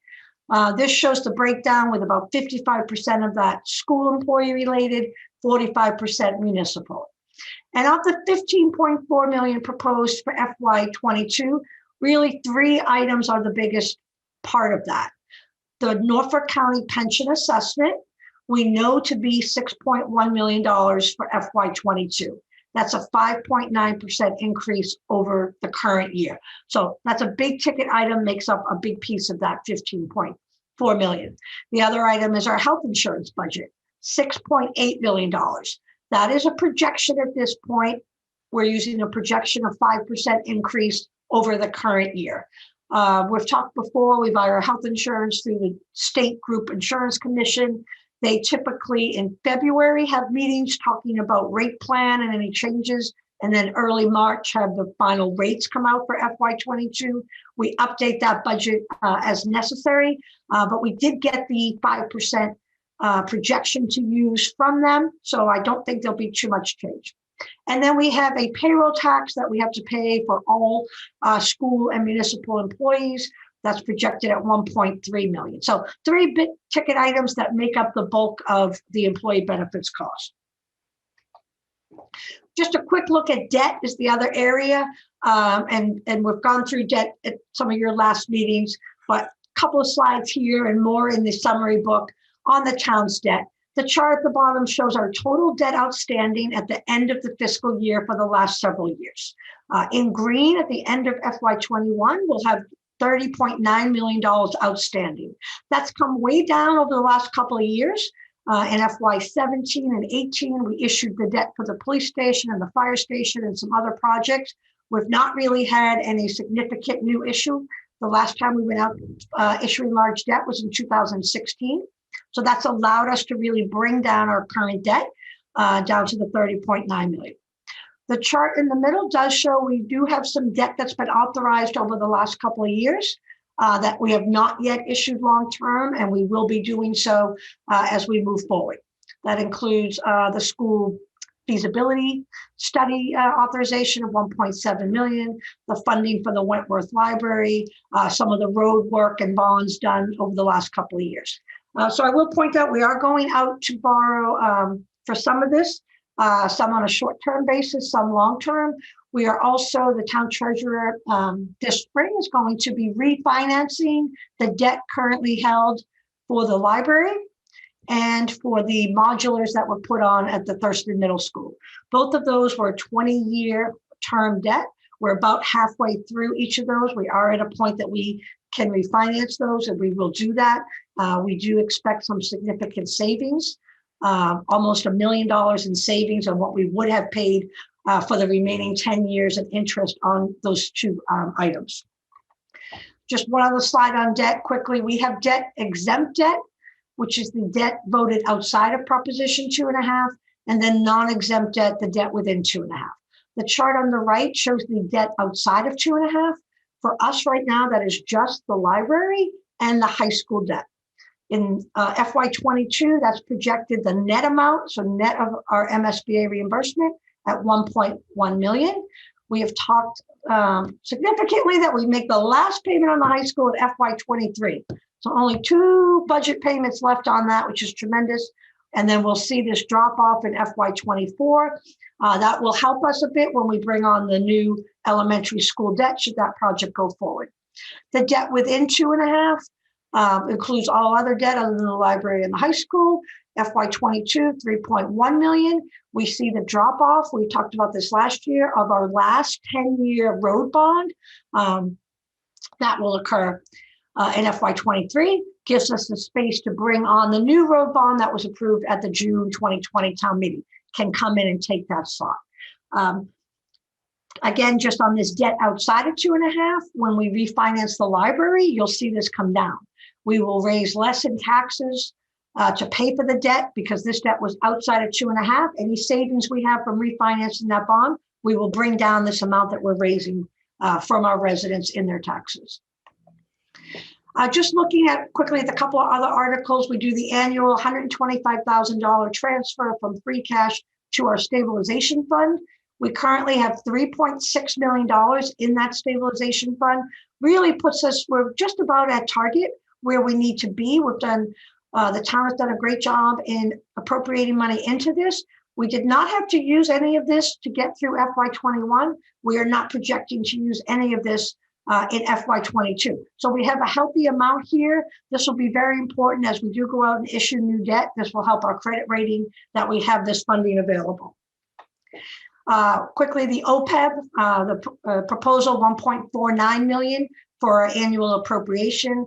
This bar graph shows the annual amount we've put into the OPEB over the last several years. So I believe now we have, in the blue here, 6 years at a very healthy funding level. Those of you who've been on FinCom for a long time know that it was a very slow, methodical buildup to get to where we need to be. We are now really close to where we need to be on funding the OPEB. We're in really good shape with that. As of December 20th, we have $13.5 million in that OPEB trust account. So we've tried to maintain a steady appropriation each year with this, and we've really done a good job.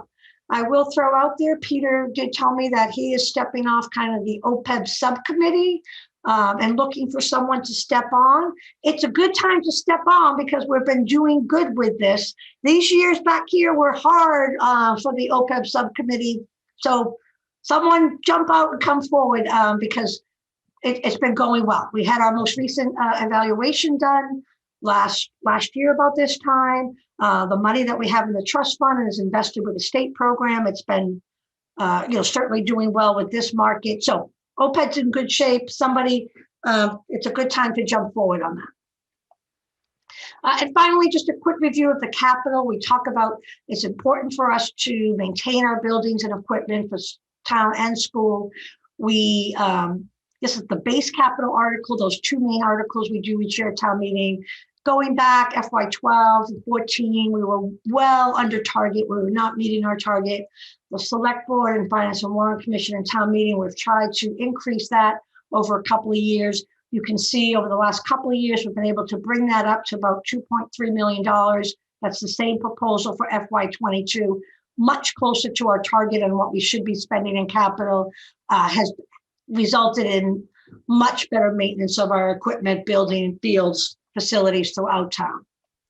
So same article amounts that we've done the last couple of years, funded with free cash as we've done. We have these other articles I already mentioned, the sewer and the ambulance. Again, since FY17, we've done this additional capital each year, trying to fund things that had been deferred or kind of larger townwide.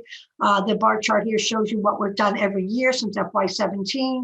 The proposal for FY22, $1 million, same amount as the current year, again, for the turf field replacement and the 2 pool repair items.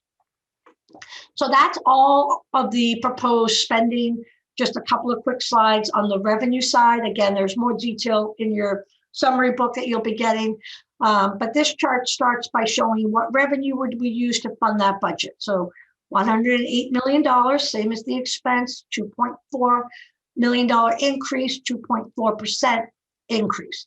The pie chart shows the makeup of our revenue. In blue is our taxes. Almost 80% of our revenue comes from our property tax base. Again, very standard for suburban community in Massachusetts to have this kind of pie chart of revenue. We kind of function on our tax base. That's very standard number year to year. Smaller, next reliance on state aid at about 6% of our budget. So just quickly looking, this is the slide on our tax levy and how that changes year to year and what's been the history. We did go through this at one of your previous meetings. Our taxes are restricted and limited and guided by what we can do under Proposition 2.5. So this chart kind of shows the formula on how that works, what would be proposed, how the taxes are driven. The town has not had a general override to taxes since 2007. So we have, again, more pages on taxes in the summary book, but this is our main chart on how our tax revenue is governed. This chart looks at state aid. You can see by the bar graph for the last several years just has been just very steady state aid. No dramatic increases, no real reductions, no disruptions to mid-year. The projection for FY22 from the governor's budget, $6.6 million. Essentially level funding. He did propose slight increases. I think it's about a $25,000 increase to municipal aid, about $83,000 increase to the school Chapter 70 aid. So no real significant increase, but very important to us that there's no disruption to this. Again, in FY21, we had no cut or no disruption despite the pandemic. You'll recall we had a lot of discussion at the June town meeting about perhaps seeing some disruption to state aid, but the state held to what they had committed for state aid. We're getting all of it this year on a steady basis. They've already committed now to FY22. That is allowing us to maintain our services. It's allowing us not to have to go to our reserve accounts to try to plug our budget. So we don't have any plugs in our 22 budget. So this has been important, even though it's only about 6% of our budget. It's been important that the governor has maintained this in the current year and for the FY22 projections. Just quickly, free cash is another item that we use in our budget. We did go through this in one of your earlier meetings in the fall. It's a crazy name. It's just a name that is used in Massachusetts by the Department of Revenue. It's really our retained earnings each year. When we complete our year, they certify an amount that we're allowed to kind of apply to future years. By financial policies, we never use this for operating budget. We always use it for capital and any one-time needs, such as supplementing budgets for snow and ice. This chart shows you each year what we have certified in the blue and then what town meeting has used in the green. So the certification available to us now as we go forward, $6.1 million. In our base FY22 budget, we are currently using $2.4 million. We have a financial policy not to overuse this because it is available to the town in case of emergency. So right now we're in line with only using what we should be for the capital. Again, if we have to, we will add a little bit to this if we have to supplement for any of those Article 1 and 2 amounts to close out FY21. But very healthy position with free cash, very healthy amount that we're using. We're not using any extra of this to try to plug our budget for FY22, and we have not done that for a number of years. And finally, I think a look at the meal and hotel tax revenue. This has been in place since 2015, I believe. The chart on the left shows the annual meal and hotel tax revenue, each full year's allotment, and on the right, the hotel tax. So the meals on the left, in FY19, we received $449,000. That dropped in FY20 to $396,000 because the last quarter was impacted by the pandemic. You know, the last couple of months in FY20, the spring months, we did see when the restaurants were closed, we did see a reduction in that amount. Halfway through this fiscal year, we're at $160,000.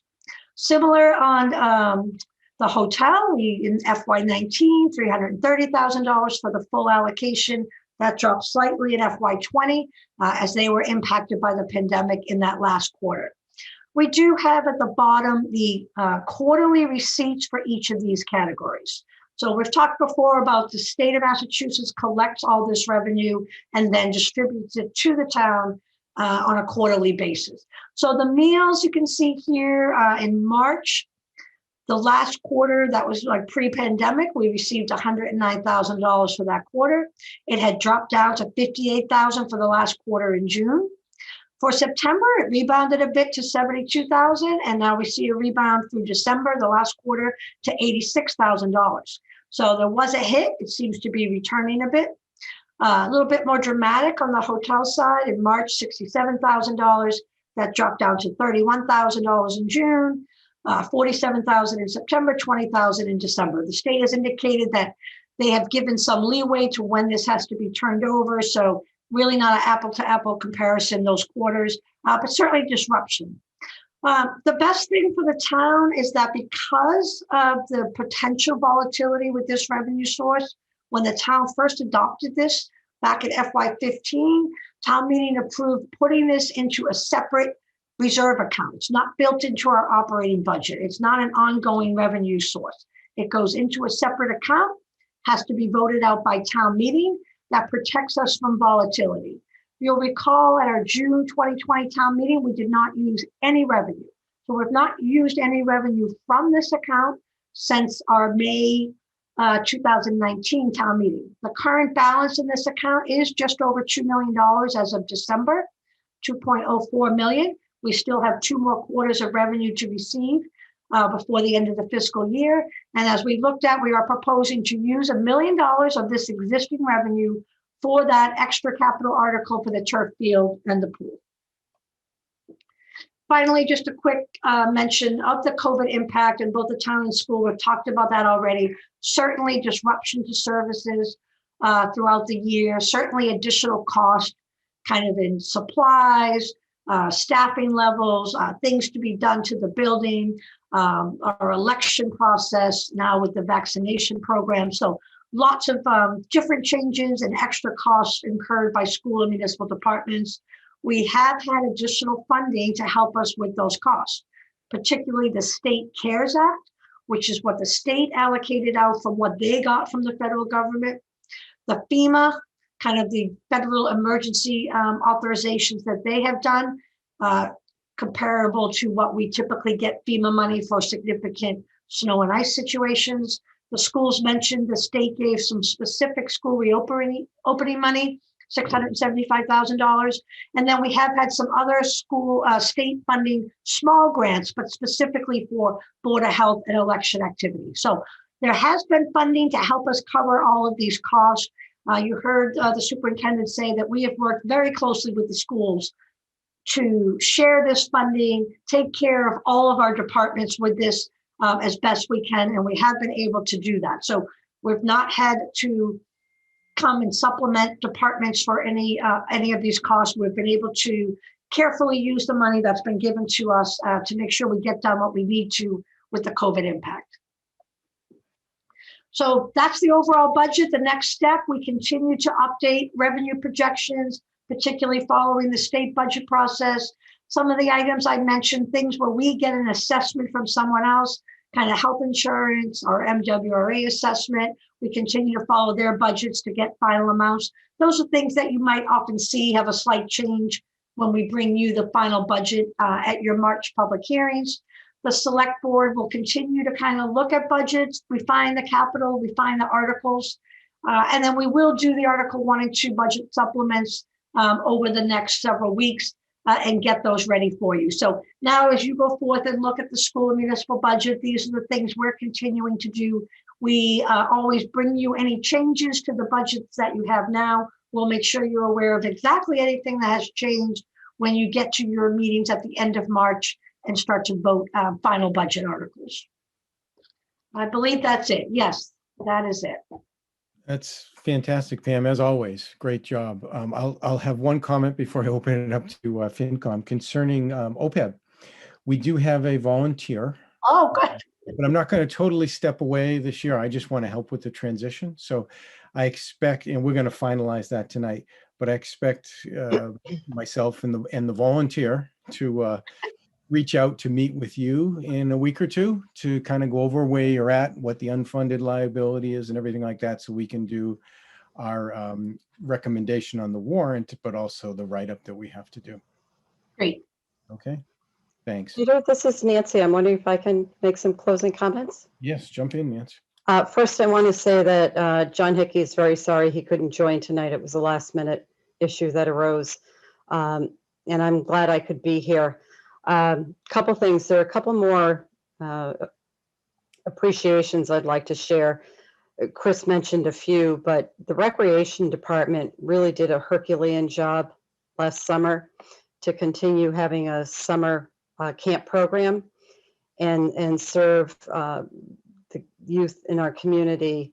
Maybe not at the same degree, but they still had a program that went forward, and that was pretty exceptional in the state during COVID. So I want to acknowledge that team.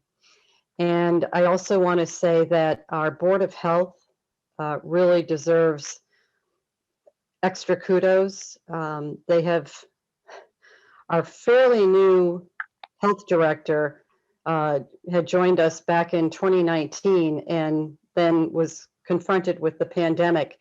And we have a new Board of Health nurse, and she's done a great job. And they are now coordinating with the fire department to administer vaccines to people 75 and older. And while we're dealing with a limited inventory, they're really doing a great job. So I really wanted to thank them. To the budget, I just want to say that, one, I want to acknowledge the good work of the school department, because I had expressed some questions last night during the meeting that Carol Lewis referred to. And I think what we all need to know, that even as we ask questions, we are extremely fortunate with how well this town is run, both in the school department and the municipal. And if anybody was out on the roads on Super Bowl Sunday, our DPW staff had it nailed. They did an exceptional job, and our fire and police and everybody, they day to day serve this town very well. And it costs money, and we need to have staff, but thank you goes to the state, who has said we're going to dip into our rainy day funds so municipalities can sustain the services they offer. You know, we didn't know back in the fall if state aid was going to be reduced. Not only is it sustained, but there's a slight growth. So we are well positioned financially to be able to bring forth the two budgets that you saw tonight. And the fact that we can go forward with some important capital items is really remarkable. And I just want to give you a little story for some of you who, some of you know through the school building process, but most of you do not know that in getting recognition from the state for reimbursement on the proposed building project at Hanlon, one of the things they are giving us very high credit for is the maintenance of our buildings, our school buildings. So that really speaks very well to how the dollars are invested on the school side. But you also know on the municipal side that we can have the equipment on the roads that we need, that police and fire have the vehicles and the apparatus that they need. So if I can give you anything from my 18 years on the board as I depart, we are in very good shape. And we can continue to deliver the services to the community that we're all proud of. And my last thank you, I think, you know, the schools did a great job, but I have to acknowledge Pam Dukeman. To give you all that information, I know it's a lot to unwrap, but she really does an amazing job. And I know we all know it, but I want to acknowledge it. So with that, I'll pass it back to you, Peter. Thank you. Thanks. We echo the thoughts of Chris and you. I know myself, you're 18 years, I'm only 6 years on FinCom, but with each succeeding year, I see the great work that all the townspeople do. And for the most part, living with no increases in headcount to do that as the town grows. So it's pretty impressive. I'm impressed every year. But with that said, we'll open it up to questions. If anyone has questions to particularly Pam or Chris regarding the budget, and I see Peter Ittig. Peter. Yes, thank you. I have a quibble and a question for Pam, perhaps a suggestion as well. The quibble concerns the proposed operating expenses on page 5 of your presentation. It shows a 3.2% increase in operating expenses for the overall budget. However, that includes debt service, which is not an operating expense. And that means the true increase in operating expenses is about 3.7% if debt service is excluded. And this number makes more sense and is more comparable year to year. So I would suggest a table that does that in some manner, or an additional table. So that's my quibble. My question concerns the tax levy on page 14, where you show the 2.5 limit increase in the tax levy. But I would like to know if you can estimate the increase in the property tax, in the increase in the average property tax that is implied by that tax levy calculation. Do you want me to go back to that page? Yeah, yes, if you would, that's page 14. Let me just try to do that.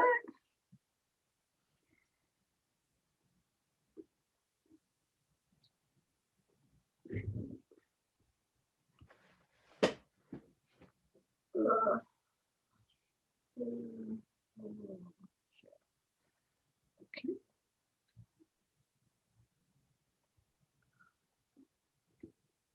Sorry. Oops.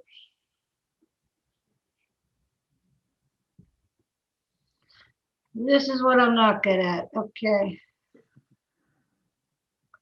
Just gonna stop for a second.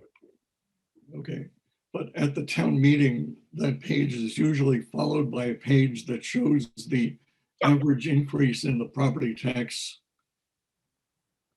on homes, and I was interested in whether you can estimate that. So in the, why is that not working? I'm sorry. Where should I say, is it going to be 3% as a guess?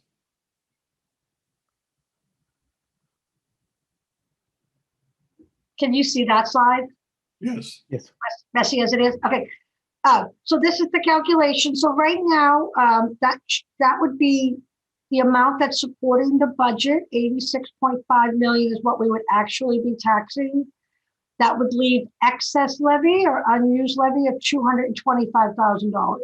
As you know, when we've looked at it before, we expect that number to change by the time our final budget is voted, by the time our final values are set next fall. We don't have the final values until next, November, October timeframe. You can look back the last couple of years, that number is always higher by the time the actual new growth comes in. We're very conservative in our estimates of new growth so that we're not planning on a budget that we end up not being able to support. So this is the most conservative look. We expect this will be higher with new growth, meaning this increase here, the levy without new growth would come down. So right now, this is a just over 3% increase. We would show that number as what the actual tax increase would be, the projected increase at this time for the average home, 3%. Okay. So it's right, that 3.8% is the number, that's the average. 3.08. Just 3.08 would be the 0.08. actual, Okay, all right, good. proposed. But two things happen, and we go through this every year in the fall. As I said, we expect this new growth to be higher, so that number would come down. And then that would be the total levy without new growth. It is very hard, and I cannot predict today what is going to happen to home values by next fall. What's going to happen to our commercial value? What's going to be the shift between the commercial and the residential property? So on those pages that you referenced that we put behind this in the town meeting book and in our summary book, we kind of show what would happen to tax bills. And we say, this is right now based on just the tax levy in total. Can't tell you what's going to happen until we know the values. So our actual tax rates are set in the fall, next fall, 2021 for the 22 budget. And they're based on values as of January 21. So we don't have that yet. So I hope that answers it. We would be showing a 3.08% as the projected increase. The actual amount will change and won't be known until next fall. Yes, that does answer the question, though I do have a suggestion as well. I understand that you prepare the note that goes out with the tax bills, both the preliminary and the final tax bills. Yes. I think it would be helpful to the taxpayers if you included that average percentage tax increase, the average increase in the property tax as a percentage. That number is meaningful to the citizens. The limits of Proposition 2.5 and the allocation of the increase incorporating adjustments to assessments is more complex, but the average increase in the property tax does make sense to the citizens, and I would encourage that be included with the statements that you send with the property tax bills. Yeah, I try to do that. I try to put as much in there as we can in those pages, but so noted on your comment. Okay, that number was not in the preliminary or the final statement Okay. not for the past year, so. This past year, we had an unusually wide variation in the tax increases. We are seeing a real variation in value changes in property throughout the town. And we've talked about this before, where some of our higher end homes are certainly holding their value, but they're not increasing in value. And then we have our more entry level homes that are seeing a significant increase in value. I've mentioned before, that's the neighborhood I'm in. And just when I think the values have gone up as much as they can, the sales are supporting higher values. People are really looking to get into Westwood and are willing to kind of pay a premium for that. So we had such, and that different increases or changes in value result in very different increases in tax rate. So we did in this year's insert, try to show, I think we showed 15 different property levels and what happened to those tax bills to really kind of give people an indication of what might explain their bill. Because when we kind of focus on one number and there's really such a wide variation, we want to be clear on that. So we tried to do that this year and just give a lot of information. Great, thank you. Thanks, Pam. So I can't see everyone. If someone has a question, please feel free to ask Pam. It's Tom? Bill. I saw I Tom. I have a quick question for Pam on the health insurance increase. I know you got guidance from the GIC team of 5%, but they've been doing their road shows and telling people it's 5.8%. I know it's a small dollar difference, but you've done such an amazing job with this. You know, every 50, 60,000 matters. So maybe, I mean, I know it's another 3.5 weeks, we get final numbers, but just something I wanted to point out. Yep, no, thank you for that. And sometimes with the GIC, they'll talk about that's the average rate, the 5.7 or the 5. And we go in when we get the actual rate. So oftentimes maybe some of the senior plans are less than that. Sometimes some of the plans happen to be higher than that. So when we get the actual rates, we go in and we plug it in on our existing plan, what all of our employees are actually on, because we can either be helped or get stung if a popular plan goes up more than that, or, you know, we can be helped if some of the other plans are less. So we do have to pay attention to the number they give us, but then look at, well, what are the actual increases for each plan and how does that fit into what our employees happen to be on? So we like prep our stuff, and the minute they come out with those rates in March, we're plugging in and seeing where we're at. So we will make sure to follow up on that. Thank you. Yep. I saw Tom's hand up, I think. Thanks, Peter. Pam, quick question regarding the strong credit rating of the town. I don't know if it's possible, but is it possible to show a comparison of what the borrowing rates that the town enjoys based on the strong credit rating versus what those cost of funds would be with a lesser rating? Maybe of, you know, comparison towns or something that have a lesser rating, so that you could, obviously, strong fiscal management of the town, and that's a real tangible benefit of that. Yes. When we actually borrow and have a sale of a bond, and when our bond advisor puts together a whole package, they actually give us that document that will show on the day we sold what was our rate, and then they'll have a chart that will show what others who are at different credit ratings, what rate they got selling similar items that day. So as I mentioned, we do have a sale coming up, and so maybe that's the best, is to get that actual comparison and then share that with the FinCom to show kind of what would we have experienced under a different credit rating. I think that would be great to be able to tout that, to really show what the again, one of the benefits of strong fiscal management are. It's definitely important, especially when we go out for large projects or long-term borrowing. It makes a difference. Right, and if you add all those millions of dollars up, it would be interesting to see what that dollar amount difference is. Cool, thank you. Yep, we will do that. And Kate has a question also. Thanks, Peter. Pam, I am really curious. Westwood, the municipally and in the schools, we're such a large employer that I'm curious about the unemployment insurance changes that people are talking about because of all the unemployment with COVID. So if what we pay is we're going to go up, when would it be? What would it look like? Or is this a ridiculous question? You mean what we pay for What we as an employer pay in for unemployment? For unemployment. It's not a ridiculous question. It's a really good thing to point out. So municipalities are different than private businesses. We do not pay an unemployment tax. We are self-insured. And kind of all municipalities in Massachusetts. So we really only pay out for actual unemployment occurrences. So it's a big difference. So we have a budget for unemployment each year, but it's just based on what we might expect to pay out or just some money to have there to pay out. We do not pay an unemployment tax. So we would not be impacted by any change that might come forward with unemployment. Terrific. Thank you. Okay. Anybody else for Pam? Once again, great, Pam. We really appreciate it.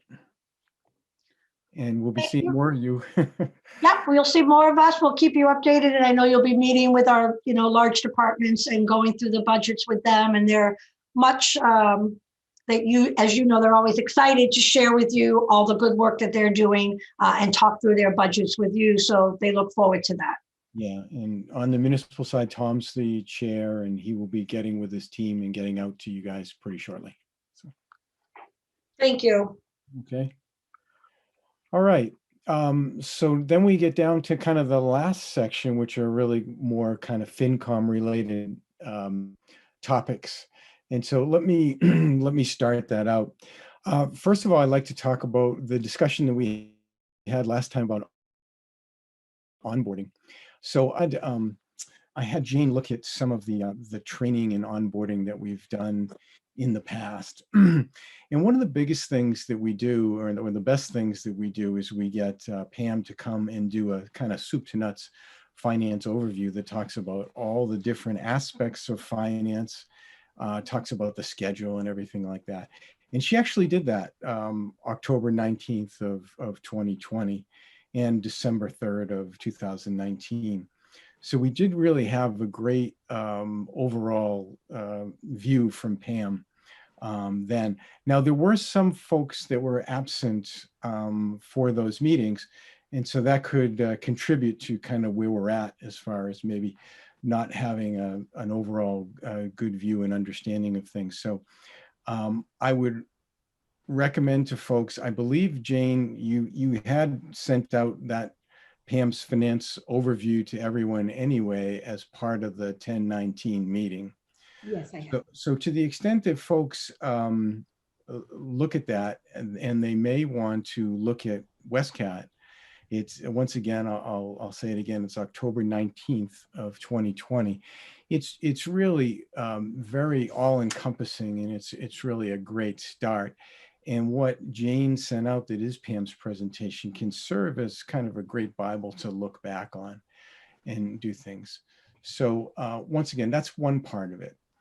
Another part of it is Jane does new member training. Now, this particular year was a different year. We had some new members that didn't come on until late.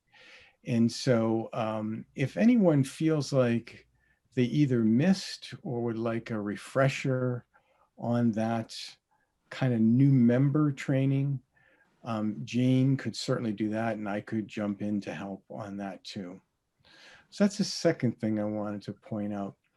Another point was, maybe regarding our subcommittee work, that maybe some folks were thrown into that without a lot of background. I know that this year that Diane's already sat down with all her folks on the education or school sub-chair. So I think that was discussed about what was going to be done and when. And I know from talking to Tom that he's very shortly going to get his group together to talk about what's going to be done and when.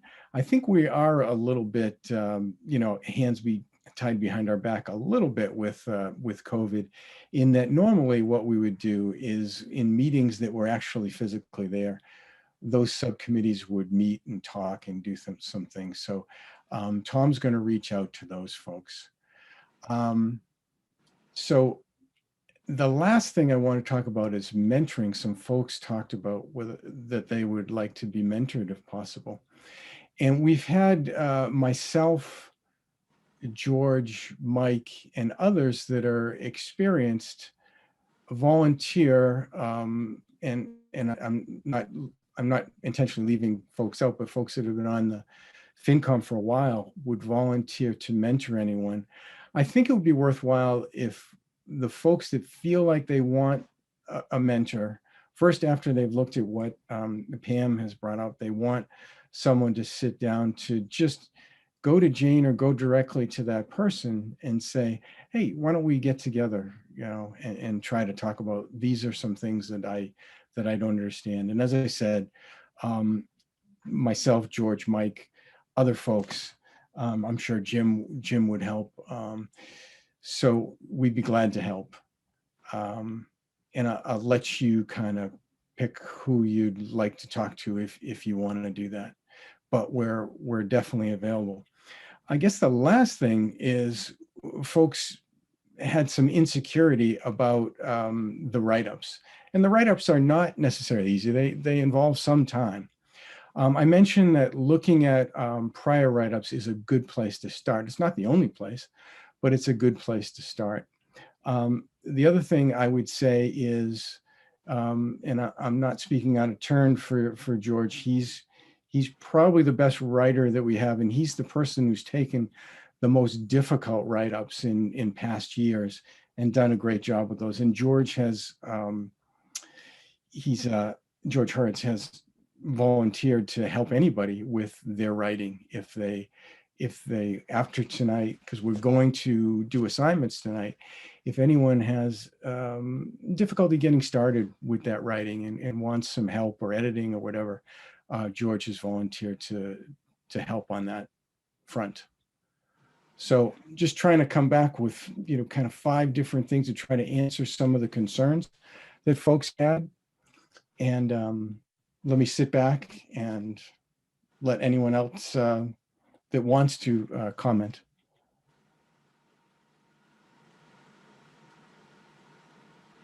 Peter, let me say one thing. I know in the past when I was first learning how to do some of these write-ups, there were people who helped me, and it was very interesting to get their perspective. So don't be shy. I mean, it's just a matter of how you present the information. I certainly got a lot of help from other people, and that's why I'm very sensitive to offering to help edit or give you some thoughts and suggestions.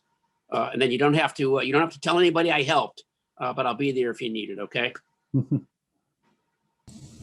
I think I might have said this before, but when I joined, George sat down with me. I think, George, we may have had 2 or 3 coffees together where you really helped me to understand the role of FinCom. And I had a bunch of questions. I didn't get it at all. It didn't make sense to me.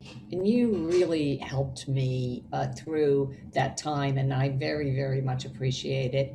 And so advocating, if folks have questions, call George. He's the best. Yeah, we'll do a virtual cup of coffee. I know Diane and I had a lot of fun together sitting down, but virtually any way I can help, I'll gladly do it for anybody who wants it. Okay.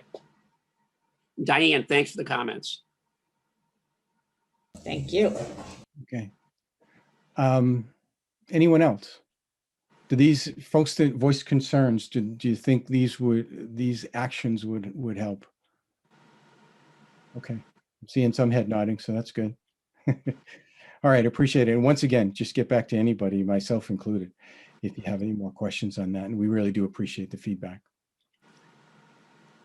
Okay, in terms of meeting minutes, approval of meeting minutes, I want to make a motion tonight. And it may be a little bit confusing. So before I read my motion, let me explain it a little bit. Peter Ittig, in our October 19th meeting put together a motion of which we voted on, and we voted 14-1 against and 1 for.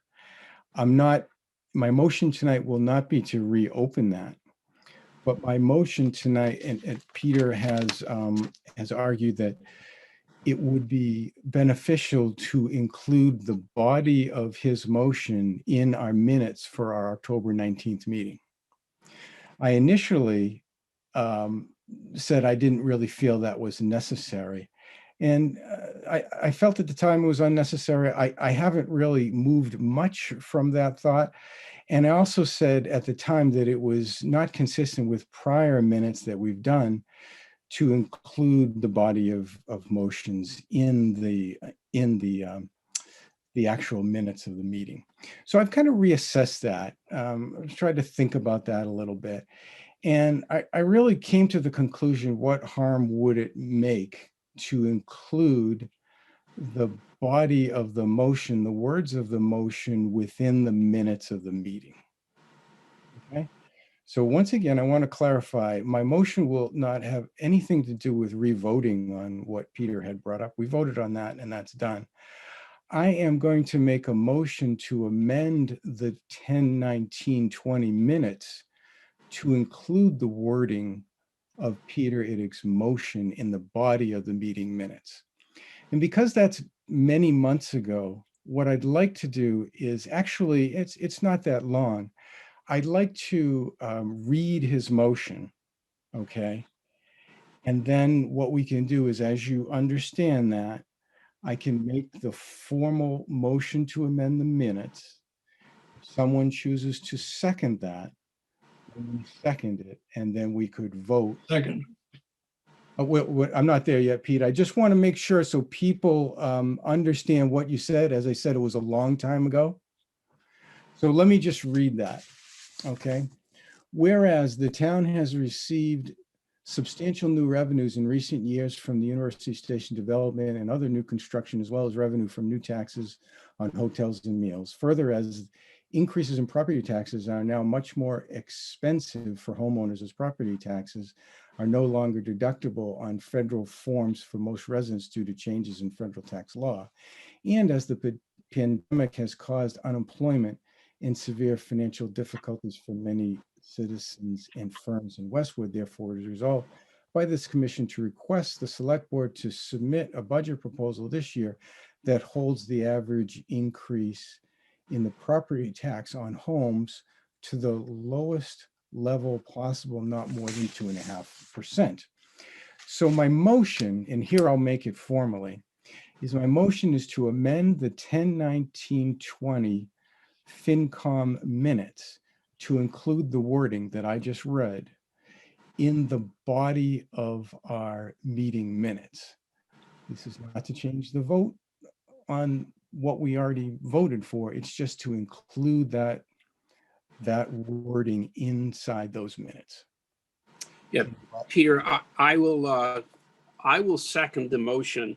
And the comment I would like to make on it is it also it should note that when I think in the general point of view, when a member submits a written motion and where we've actually taken a vote on it, we're saying in that circumstance we will include the language that was submitted to us in the minutes along with our vote. So I will second your motion. I think it's a very appropriate way to reflect some of the concerns that have been raised. Okay, so then Jane, it would be up for you to take the roll on the motion that was just proposed and seconded. I would like to make a comment. I think this would also meet legal requirements for public minutes, which we've had some discussion of over the last couple of months. Okay. Peter Well, Len? Peter, well, technically, I think it goes above and beyond the minimum legal requirements, but I have no problem with exceeding the minimum requirement. I think it's a good idea. I support. And that's kind of where I'm at. I would be fine with what I said before, but I think this goes kind of above and beyond. And Is that wrong? No, that's not wrong to go above and beyond. Jane, do you want Ready? to take the roll? Sure. Peter Lentz, Yes. Bill Bruce, Yes. Jim Ferraro, Yes. Lauren Fitzpatrick, Yes. Craig Fiscaldo. Oh, sorry, Craig's not here. George Hertz, Yes. Angela Hughes,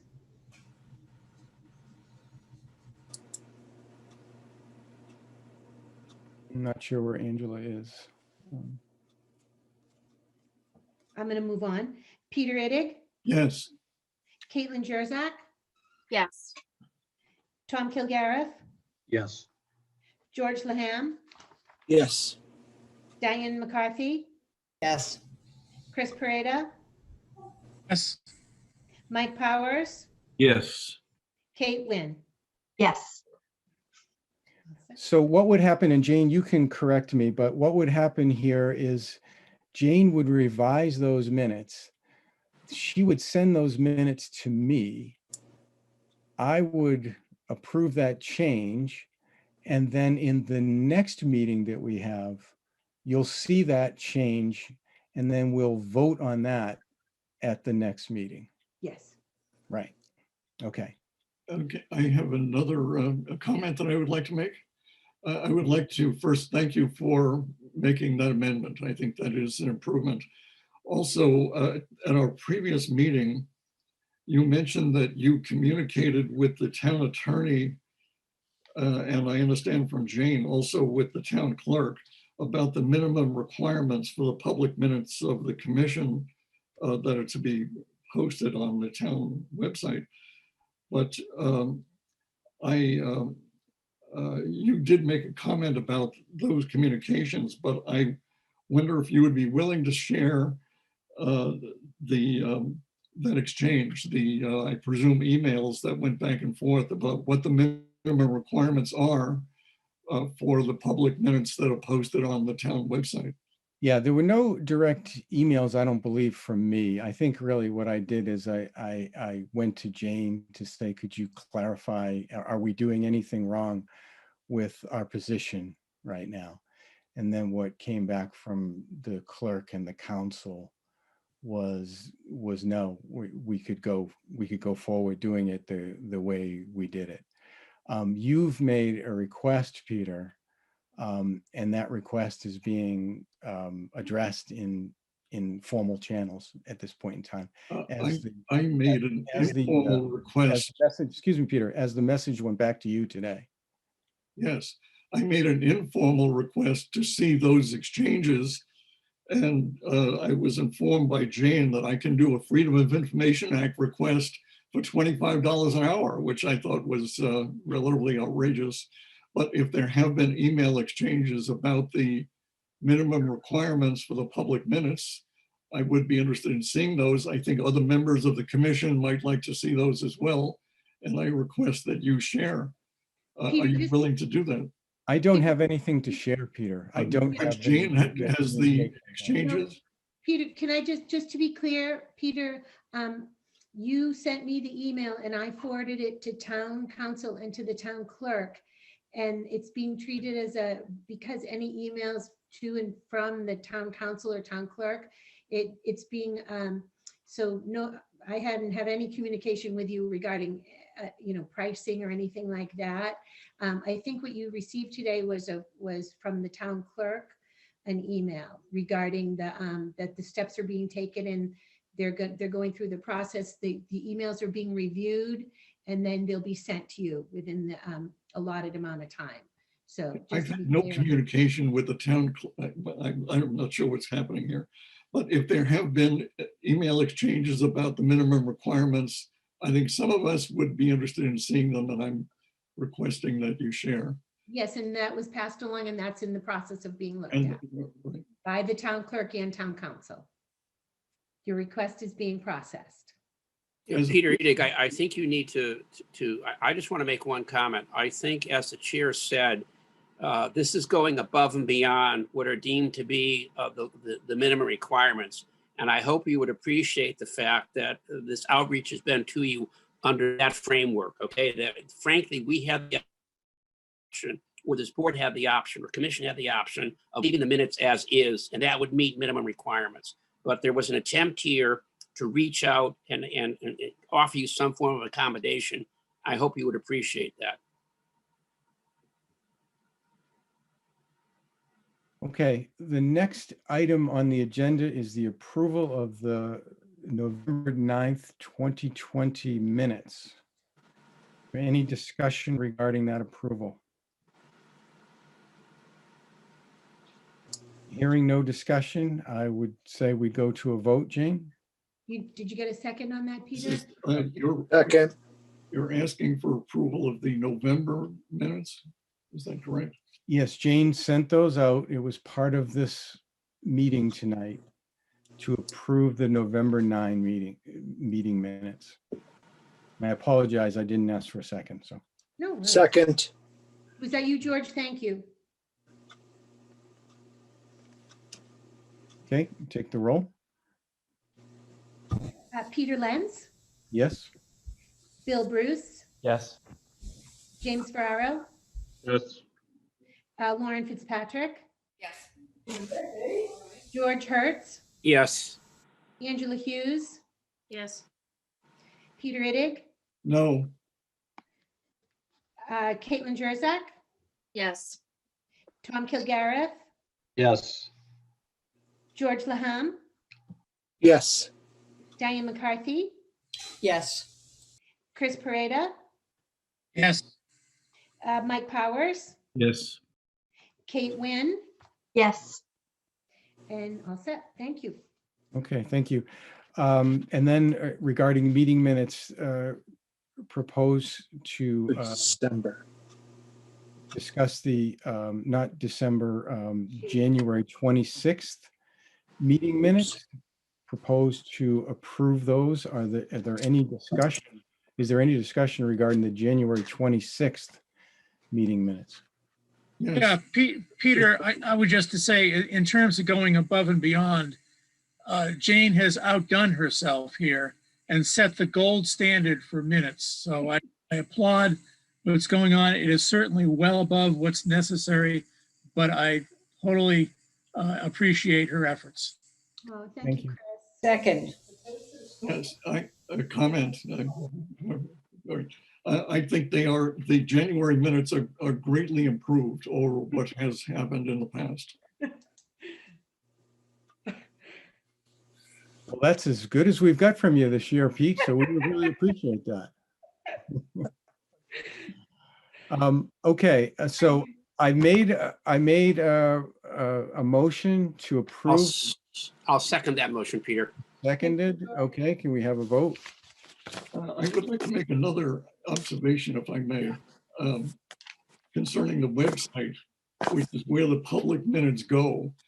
The commission website is potentially a way to communicate with the citizens, and it's provided by the town, and it has the potential to be a terrific information resource for Westwood, but it's currently, in my opinion, not useful. In order to make it more useful, I would favor maximum disclosure rather than minimum disclosure, including the posting of documents that are sent to us in advance of meetings.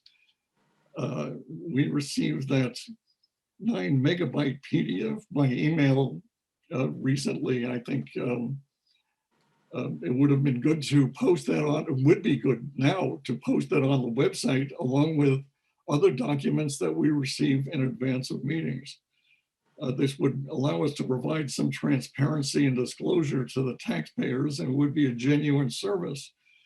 One of the things I noticed about that 9 megabyte PDF is that on page 21, I was surprised to see that this commission reported improvements in the commission website as an accomplishment for the prior year. However, last year, the only thing posted on that website was an upside down photo of the members of the commission and some historic minutes from prior years. There's a goals page on the commission website that is blank. The public minutes for this year were posted only after my request that they be posted. And those have until the January minutes, they've not been informative. So I would I would encourage the members to consider the possibility of at least adding the documents that we receive in advance of meetings and posting those on the commission website. In fact, they could be posted on the commission website instead of being sent to us by email and clogging up our machines. Well, I guess my first reaction to that is we're entrusted to look at and review a lot of information. I don't know that that should necessarily be spread out to the world, what we're supposed to review. And a lot of times that, excuse me, no, Peter, allow someone to speak. And then you'll be able to get a chance to speak. So what I was saying is information that gets sent to us is sometimes sensitive information. I cannot deem will necessarily be something we should just spread on a website that would be available to the entire world. My other comment is many times we receive drafts, and that's in order to get us information as quickly as possible. And those drafts change, and that could be up to severe misinterpretation if someone were to take something that was posted that was a draft and take it as fact. And this is just off my head, and I'd invite other people to comment about this, but I don't consider that a very good idea. The town does publish a fair amount of information. They really do. If you look at that website, there's a lot there. I assume the town has someone who manages all of the town websites, and I think that it's a perfectly reasonable suggestion to whoever manages the websites to take a look at the websites every once in a while. That's the extent of what I think would be reasonable. I agree with Peter that the stuff that we're getting ahead of our meetings is not stuff that is intended to be shared with the general public, and I would be opposed to doing that. It might be shared after the meeting, after we've looked at it and discussed it in a public session, but not before. Yeah, and I would also say that the key things that we do, we can look at two key things that we do. We look at and evaluate warrant articles, and we write them up. That becomes all public information. The other thing that we do is we evaluate, and we're starting this process right now, we evaluate the budgets, and we do presentations on those budgets. And those presentations turn into a write-up that also becomes public. And so the key things that we do are public. Our minutes are public. The results of what we do are public. And I think we're providing a lot of information.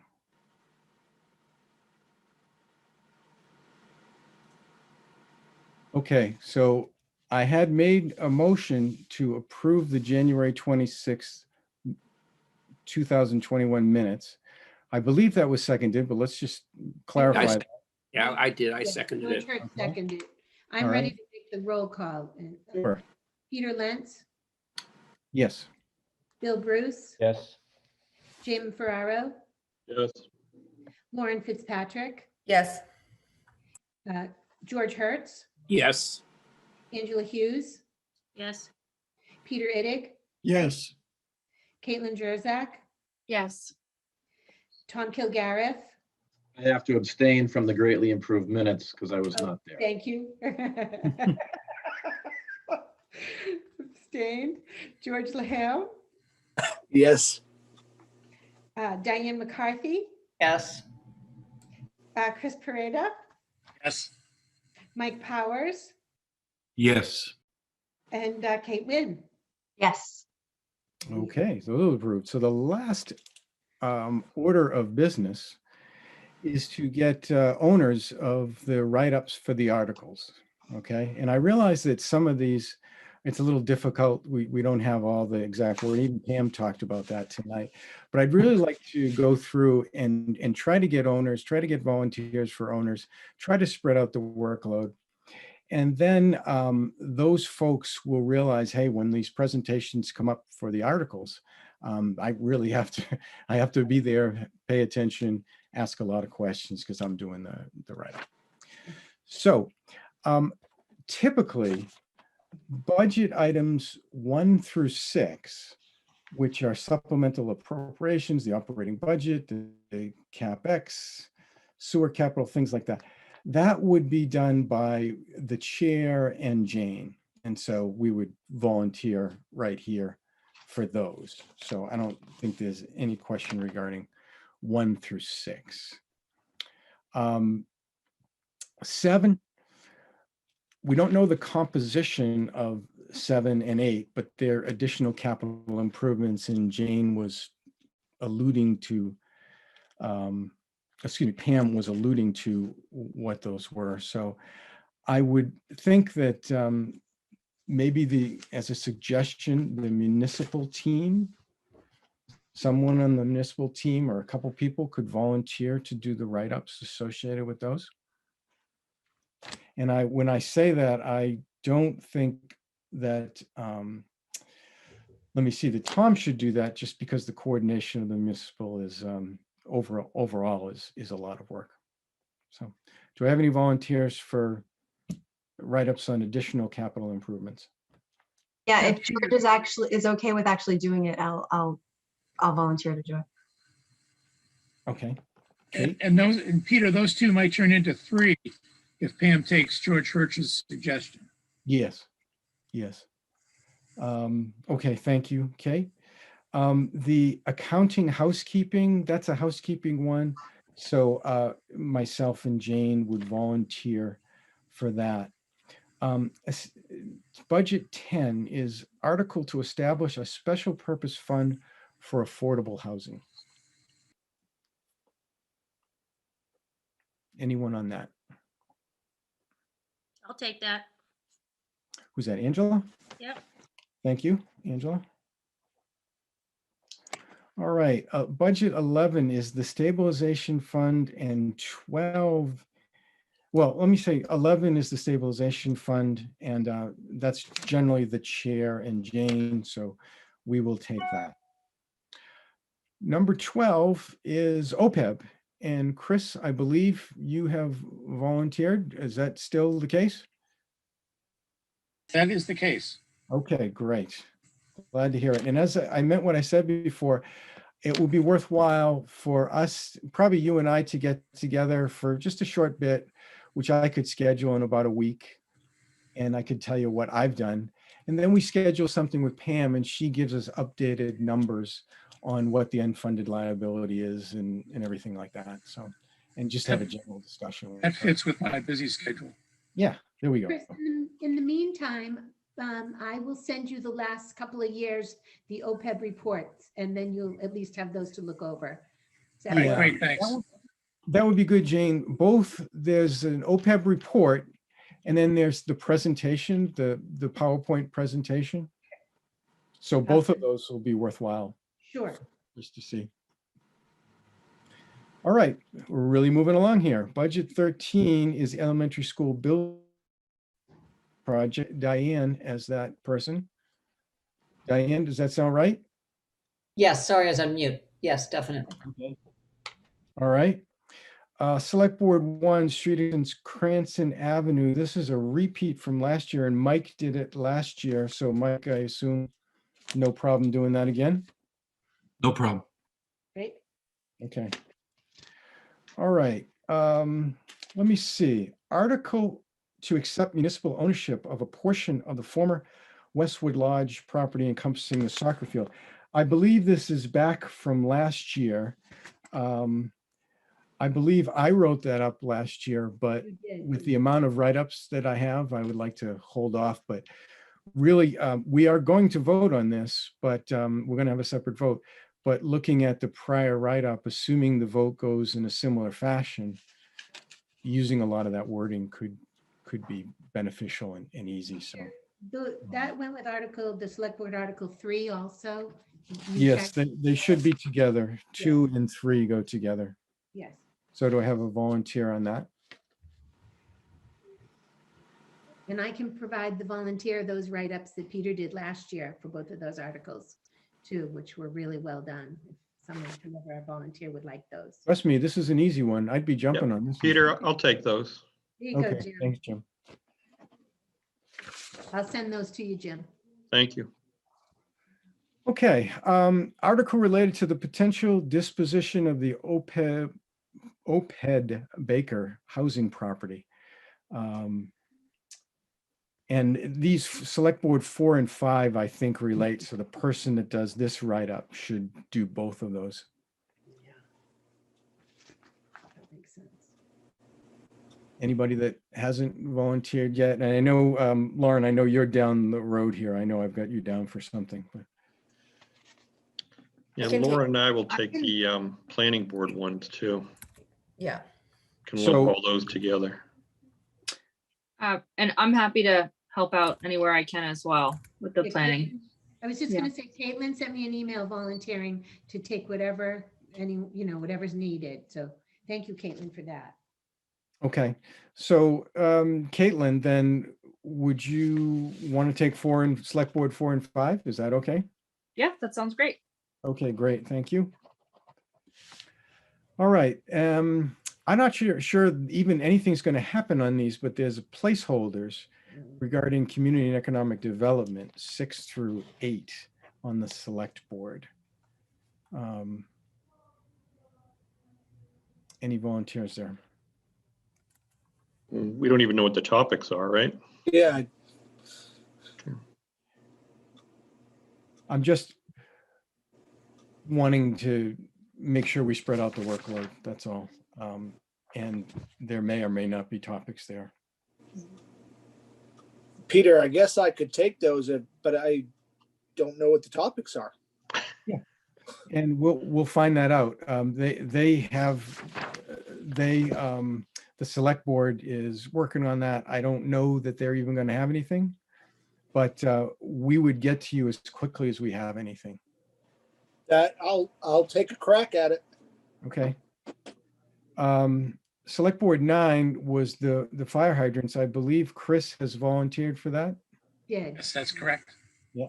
Okay. All right. Select board articles that are all placeholders.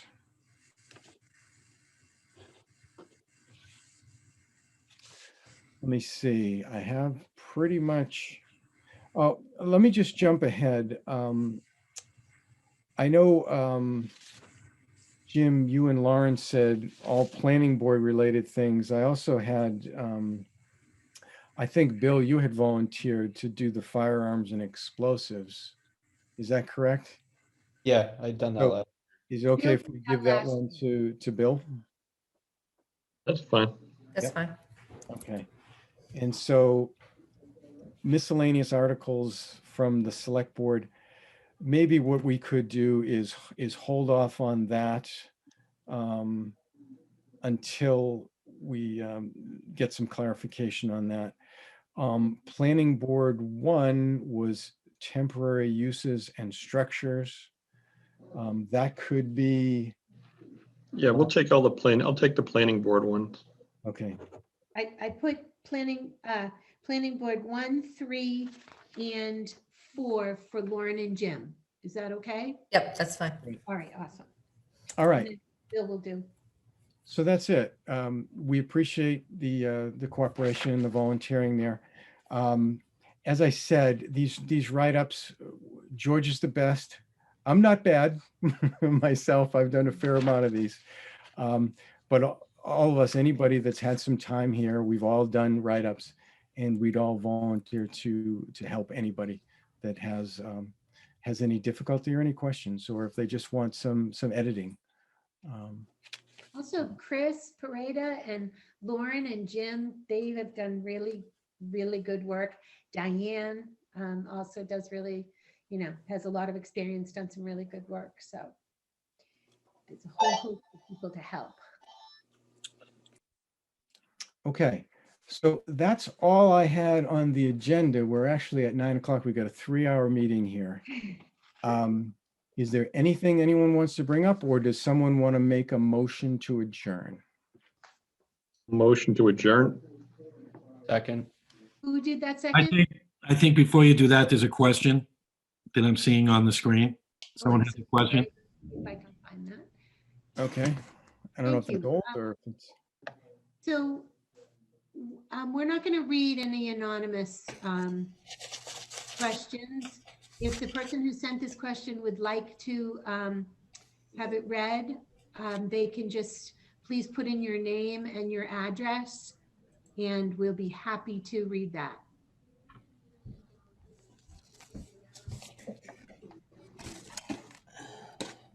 Yeah, just as we have with town meeting and things like that, people have to identify themselves, what their name is, where they Yes. live. We just need a name and your address. Yeah, we really can't take anonymous questions. No. We had a motion to adjourn. Who made that motion? I did. Did you second it? Jim. Jim. I seconded. It was Bill. Jim and Bill, thank you. I'm just waiting to see if that person will If identify possible, themselves. I would prefer to wait to see if the person with the question Yes. is able to follow through. Yep, we can, that's what I said. We're waiting for that.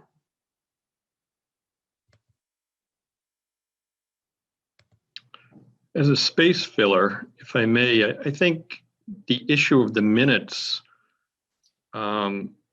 is sort of one that time has surpassed. Now with the advent of Westwood Media and everything, whether it's in writing or videotape, I think it's all out there one way or another.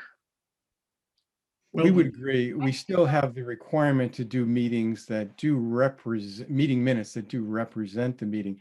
Now, that is a very subjective view of things. You know, how do you really come up with that? And that's why I think it's contributed to some, differences of opinion as to how much we include in the meeting minutes. But I agree with you. And that's why initially I was more with a version of meeting minutes that was consistent with the past. And I think after I make an observation. I think I think after our last meeting, George had suggested that Westwood Media Center, everything is there. So we did on the minutes add a link to the live. And I also on the website added a link to each meeting to Westwood Media Center. So we took those additional steps just after our last meeting at the suggestion. Yes, I would like to make an observation here. I think the link to the video is very good. The TV recording is not very good. The TV recording, firstly, if you look on your TV guide, all you see for the channel that carries the meeting is something that says what government, educational, and something access. So people need to go to need to find a website that shows the listing for that Westwood Media TV station. So I doubt that has much of an audience. At least I don't think the Finance Commission gets much attention that way. The videos are good and the links to the videos are very good. However, those videos are long. Most citizens are not going to sit through what we did tonight, sitting through, 3 hours. A person who has a particular strong interest might, but that's going to be an unusual citizen. Rather, documents posted on the website might attract significant attention, but because people are able to pick the topics that they're interested in and delve into it a bit further. Well, I think once again, that's all subjective. I guess my point to follow up on what Jim said is I think that when I look at the true business that we have to do in the Finance and Warrant Commission, I think we have spent an inordinate amount of time talking about minutes and minutia versus the substantive issues that we really have to talk about, which are the warrant articles and the budgets and things like that. So that's kind of where I sit on this. And I'm not squelching discussion. I love discussion, but I just look back at our charter. And Here's an example of where technology is far outpacing the law. And one would ask yourself whether or not, after we've experienced the year that we've gone through, whether we can ever put the genie back in the bottle. Will we ever reconvene in person? Or will we just take advantage of technology to conduct our business? Remains to be seen. Not to squelch any discussion, have we given the individual opportunity to chime in? Yes, and there's no response. Oh, wait a minute. There it is. I'm sorry, here it is. Fran Fusco asked, why wasn't Peter Ittig's motion and discussion not included in the October 19th meeting minutes? Especially a motion. Legally, everything has to be included in the minutes. There we go. Well, again, that is subjective. We did discuss this already. We did include the vote in the discussion of the vote and what it was for in the meeting minutes. That's not correct. The original minutes did not discuss, it just referred to there had been extensive discussion, did not report the motion, did not report the discussion on that motion. We voted, didn't we show the what the vote was? Yes. The vote was reported, yes. The number of... Yes, as I said, the vote was reported. But the discussion was not reported and the motion itself was not reported. We know the motion wasn't reported because we talked about that for about 20 minutes tonight. So we know that already. I don't know why you would have to bring that up again if we've already talked about it for 20 minutes. It seems discussed and answered. Shall we move the question? Is there a second to the to adjourning on the, if there isn't, I'd like to second to adjourn. Yes. I'd like to call the question on adjourning. Jim made a motion to adjourn. Bill seconded the motion. You just need to call the roll whenever you're ready, Peter Lentz. Yes, I'm ready. I'm ready. Okay, Peter Lentz, Yes. Bill Bruce, Yes. Jim Ferraro, Yes. Lauren Fitzpatrick, Yes. George Hertz, Yes. Angela Hughes, Yes. Peter Ittig, Yes. Caitlin Jerzak, Yes. Tom Kilgariff, Yes. George Laham, Yes. Diane McCarthy, Yes. Chris Pareda, Yes. Mike Powers, Yes. Kate Wynn. Yes. We are adjourned. Okay. Thank you all. Have a good night.